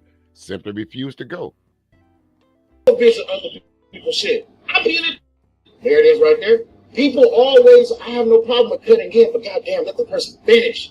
I don't like that shit. I love the fact that I've been trying to get these two on the panel forever. But damn. Can y'all just have a fucking discussion, not conversation? Shit. Go ahead. All right, let's walk back in the room, Angry Man. I'm going to shake your hand. Let's go. What would you like to address with me? Now, again, folks, it seems to me, I could be wrong about this. I said to Angry Man, listen, I think you came up here to address me because you didn't speak, you didn't say anything to me. So in my mind, I'm thinking this guy came up here to address something that I said, because certainly you didn't come up here to support me. So of course I was the only one in opposition of what was being said. So why wouldn't I think that you came up here to address me, Angry Man? Fuck. It ain't hard. I think you came up here to address me personally. So let's talk about it, bro. What's up? Oh, I didn't come up here to address you personally. I came up here to kick it with Will and Raw. Okay. And be part of the conversation. I don't got nothing against you personally. You're just making statements that are not accurate. You're saying that these countries have not folded. They've been folding left and right. Okay, so I'll ask you, in what way did they fold, sir? Notice again, folks, poignant questions. I can tell you how they didn't fold, but you can't tell me how that Trump made these folks bow down to them. You can't tell me that because they didn't. They've been lowering their tariff rates to start, which was the whole point. You shouldn't even have to do that, bad duck. He knows this. Okay, Donald Trump. Let me say this. Let me start with this, Angry Man. Donald Trump was going to enforce a 145% tariff on China. China didn't cave. He dropped it back down to 30. Although that is high. That is not what happened. I gotta respect the money. Justin Rabbit dropped you again for $20. So if you want to, again, when you start digging in somebody's ass, somebody will come in and save Angry Man by kicking you off. The only one up there in opposition, the only one that gave to me sometimes correct information, and I was about to finish schooling you on Donald Trump and the so-called goodness of Donald Trump. I was about to school you, but your girl came up there and saved you, Angry Man. As usual, somebody saves you in the form of money. So I'll ask anybody again that has these bounties, what's the purpose of having someone up on your panel with that doesn't agree with you if anybody that's on your team can kick them off? What will make you think that I would spend $20 after I already spent $20? No disrespect, that was your rule, so I abided by your rule. If I wanted to go into a club, I got to pay the price to get in, so I paid the $20 admission. Why would I get kicked out the club because I have a difference of opinion you? Because I don't like the way you dance and I don't like what you ordered. Let me kick you out my damn club. I ain't causing no ruckus. I'm just pointing out the fact that you didn't make my drink right. That don't mean kick me out, Miss Lady. But again, you came in hot, disrespecting me anyway. So I ain't got no respect for you anyway. Go sit your white ass down somewhere. Come back, you can pay the $20 bounty, or someone can pay the $20. Go ahead. Let me correct you there, DJ, real quick. That's not how that went down. He went to impose the tariff on him, and he did. And then China finally came to the table, and they started having discussions and agreed. No, they did not agree. Again, there, whatever your name is, Doodlebug, give a fuck, Donald Duck, or whatever. No, China didn't agree to shit. They basically told Trump, lower the tariffs, or we gonna jack up our tariffs a little bit more because y'all import more from us than we export from y'all. You won't play this tariff game? The UK said, all right. India said, all right. We'll get our goods and services somewhere else. All right. Trump thought that was going to work. It did not work. No agreement signed. No art of the deal. No nothing. Zero, zilch, nada. No Skrilla. No paper. No dinero. No dollars. No trade agreement. No nothing. Failure, as all his other business ventures. An absolute failure. The only thing Donald Trump is honestly good at is suing folks and getting sued. For the time being, to lower that tariff back down, while they continue to have discussions about a new trade agreement. So why did he just re-implement the tariffs this week? Well, people leave the table. So it wasn't effective then. Okay. So there was no agreement. No, it's not. Well, it's there may not. not be yet. Let me say that. Let me say that. At Mud Duck, I again, sometimes you just need to go sit down and not open your mouth, because he's absolutely right. The tactic that Trump tried to pull on folks, he was not effective. That's why folks there was no table to come to, because Trump really didn't have a leg to stand on. The own court system is trying to tell him that these tariffs, go look it up for yourself, these tariffs that he's trying to initiate is unconstitutional. His own folks is telling him that. His own folks told him against this trade war that he invented. There was no trade war with China. There was no trade war with Korea. There was no trade war with Canada until Donald Trump came into office. Let me say this. Number one, the tariffs for Trump has always been a negotiating tactic, and the reason why this dumb motherfucker here. I literally just said the shit. You're right. Oh, boo-hoo. He was about to cut me off, so I'm just going to lean back and be quiet. And Sel, can you get him for cutting me off? Literally just said, hold on. Literally just said the shit. As soon as the man starts, it's not worth it. Let the man finish first. Man, I swear to God. 3 words gonna throw him off that much? Okay. It's not about that. It's just about human. It's about human. It's about basic human decency. He's in the middle of a damn sentence. Right. And you know what? I would do it for you. If somebody got to saying something while you was talking, I would say, hey, yo, hold up, you talking.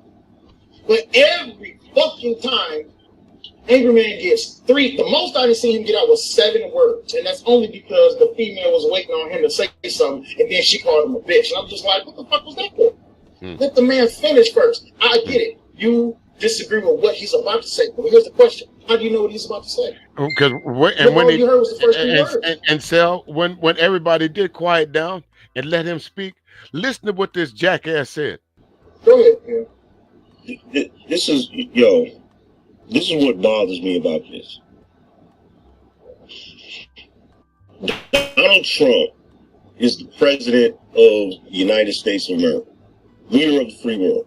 Before that, he's a multi-billionaire with multiple businesses. But you got niggas coming up here that ain't been in charge of a fucking pie factory talking about it ain't working. When was the last time you negotiated a deal with other countries, brother? And when was the last time you negotiated a deal with any other country or any other folks down the street, brother? You didn't have to negotiate your deal with YouTube. You just had to stream 24 hours a day, 7 days a week, uninterrupted, and keep your shit to another. What deals have you negotiated with anyone, angry man? I just finished negotiating a deal the other day for a landscaping project. Had to get a couple estimates. Had to bring in somebody for some other estimates. Give the customer the estimate that I thought was feasible for them and feasible for me. Win-win.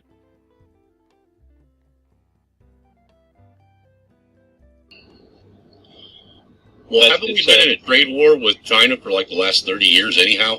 Well, yeah, No, but here's sir. the thing here's the point. Cold duck, no duck, mud duck. Didn't I tell you to shut up? Because everything that you said tonight was wrong. No, we have not been in a trade war with China for the last 30 years. No, we have not. So, but let me just say, bad duck. Yeah, go ahead. The reason why is because China is a stubborn ass country. Oh, nigga, please. Right now. What is the five fingers? Say to the face. What? Slap. Bad duck articulated is because they. That's just the mere fact that you just tried to articulate something Mad Duck just said should have been enough to tell you you didn't know what the fuck that you was talking about. Because nothing I heard from Mad Duck tonight was right. So I was right for slapping the dog shit out your ass. Slap. What did Mr. Music Figure say to Angry Man when he talking about China is a stubborn country? Slap. Bye, nigga. Not yet.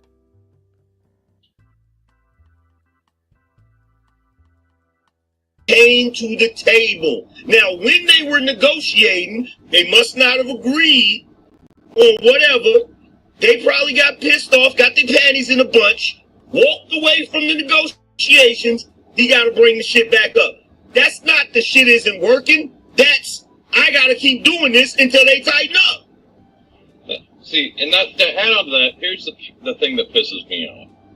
These motherfuckers always come in, or they're always stating out loud, oh, well, he said he was going to do this, and it's been... Come on now, dog. 16... Come on, man. A national... Oh, baby, you are so talented. And they are so not dumb. only of the same, government type, but is communistic, and it is also an adversary in some aspects, is just going to call, oh, yeah, that's what we're going to do. No! This shit could take months. This shit could take 2 years. This shit could take 4 years. But it's like, well, he said he was going to do it, so it must be done in 15 minutes, or he didn't do it. See, that motherfucker didn't do it. Not to mention that part of the reason that China is also stubborn and enabled is because the Democrats have been letting them get away with shit for so damn long. So, absolutely, this is not new. Trying to conscious more. I was going to say, you think it's effective that Trump told Walmart to eat the cost of the tariffs? You think that's effective for business? That it's effective that Trump told Walmart to eat the cost of the tariffs? You think they're going to really do that, not pass it on to the consumer? Okay, you know how much Walmart it costs Walmart to make a product? It'll cost Walmart 17 cents to make a product, and they cost you 7. He didn't ask you that. He asked a specific question. Do you think it was a good idea do you think it's a good idea for Walmart, according to Trump, to eat the cost of their tariffs? Because I just told you that the United States, as the person that's importing from another country, they pay the tariffs on the goods coming from China, the goods coming from Korea, the goods coming from Saudi Arabia, all these places that we import from, not export to. Angry man. But they charge you $17.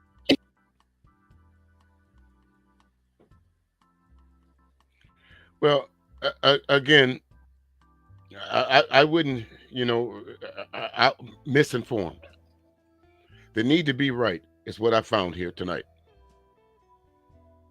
I can't say it no more than that. Misinformed, and the need to be right. Was I right about everything that I said? I may have had a misstep here or misstep here, or might have misquoted something here, but overall generality speaking, I think I was right about a lot of things that I said, especially when it comes to Trump, especially when it comes to this big, beautiful bill that they're talking about, they're trying to pass. It will hurt several individuals, not only black single mothers, white families, black families, seniors, folks with disabilities, babies, the Head Start program, the SNAP program, the First Start program, the Head Start, all these folks, all this money is being cut in defense to bolster up, so-called, they said, to make the military stronger. Well, if you look at the budget, over half the budget's damn near spent on the military anyway.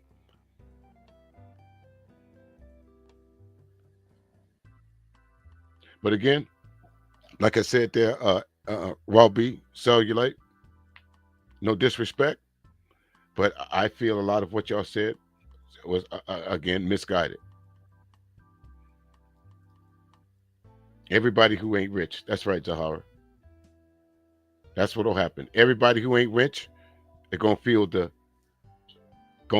power of this big, beautiful bill if it's passed by the Senate. But again, according to all the experts, angry man, this bill is dead on arrival. These niggas had the nerve to ask me, do I know how a bill gets passed from the Senate to the House of Representatives, from the president? Do I know how a bill gets started? That is sad. You're right, Char. That is absolutely sad that you would ask a grown man that's graduated high school at least. I don't think I sound uneducated.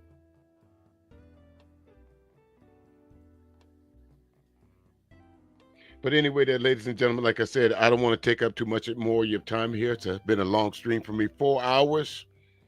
Again, I see none of the usual suspects came up and hit the link. So either y'all just ignored me or just said, nah, I can't pay no bounties.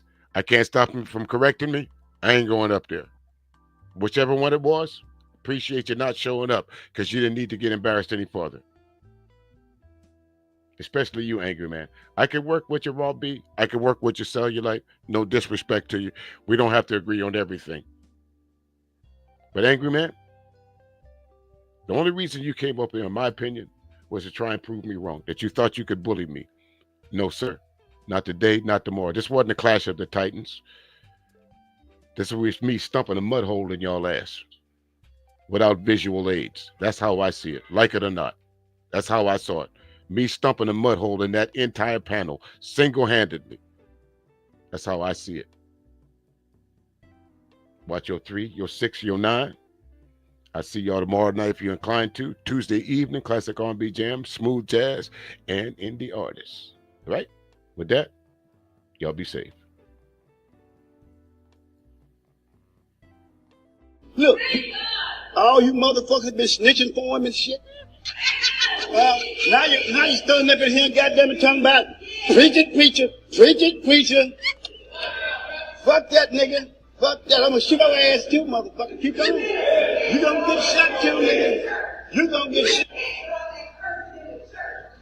God bless the fool, goddammit. God bless the fool. Now, I'm gonna tell y'all something. I'm gonna end this goddamn thing.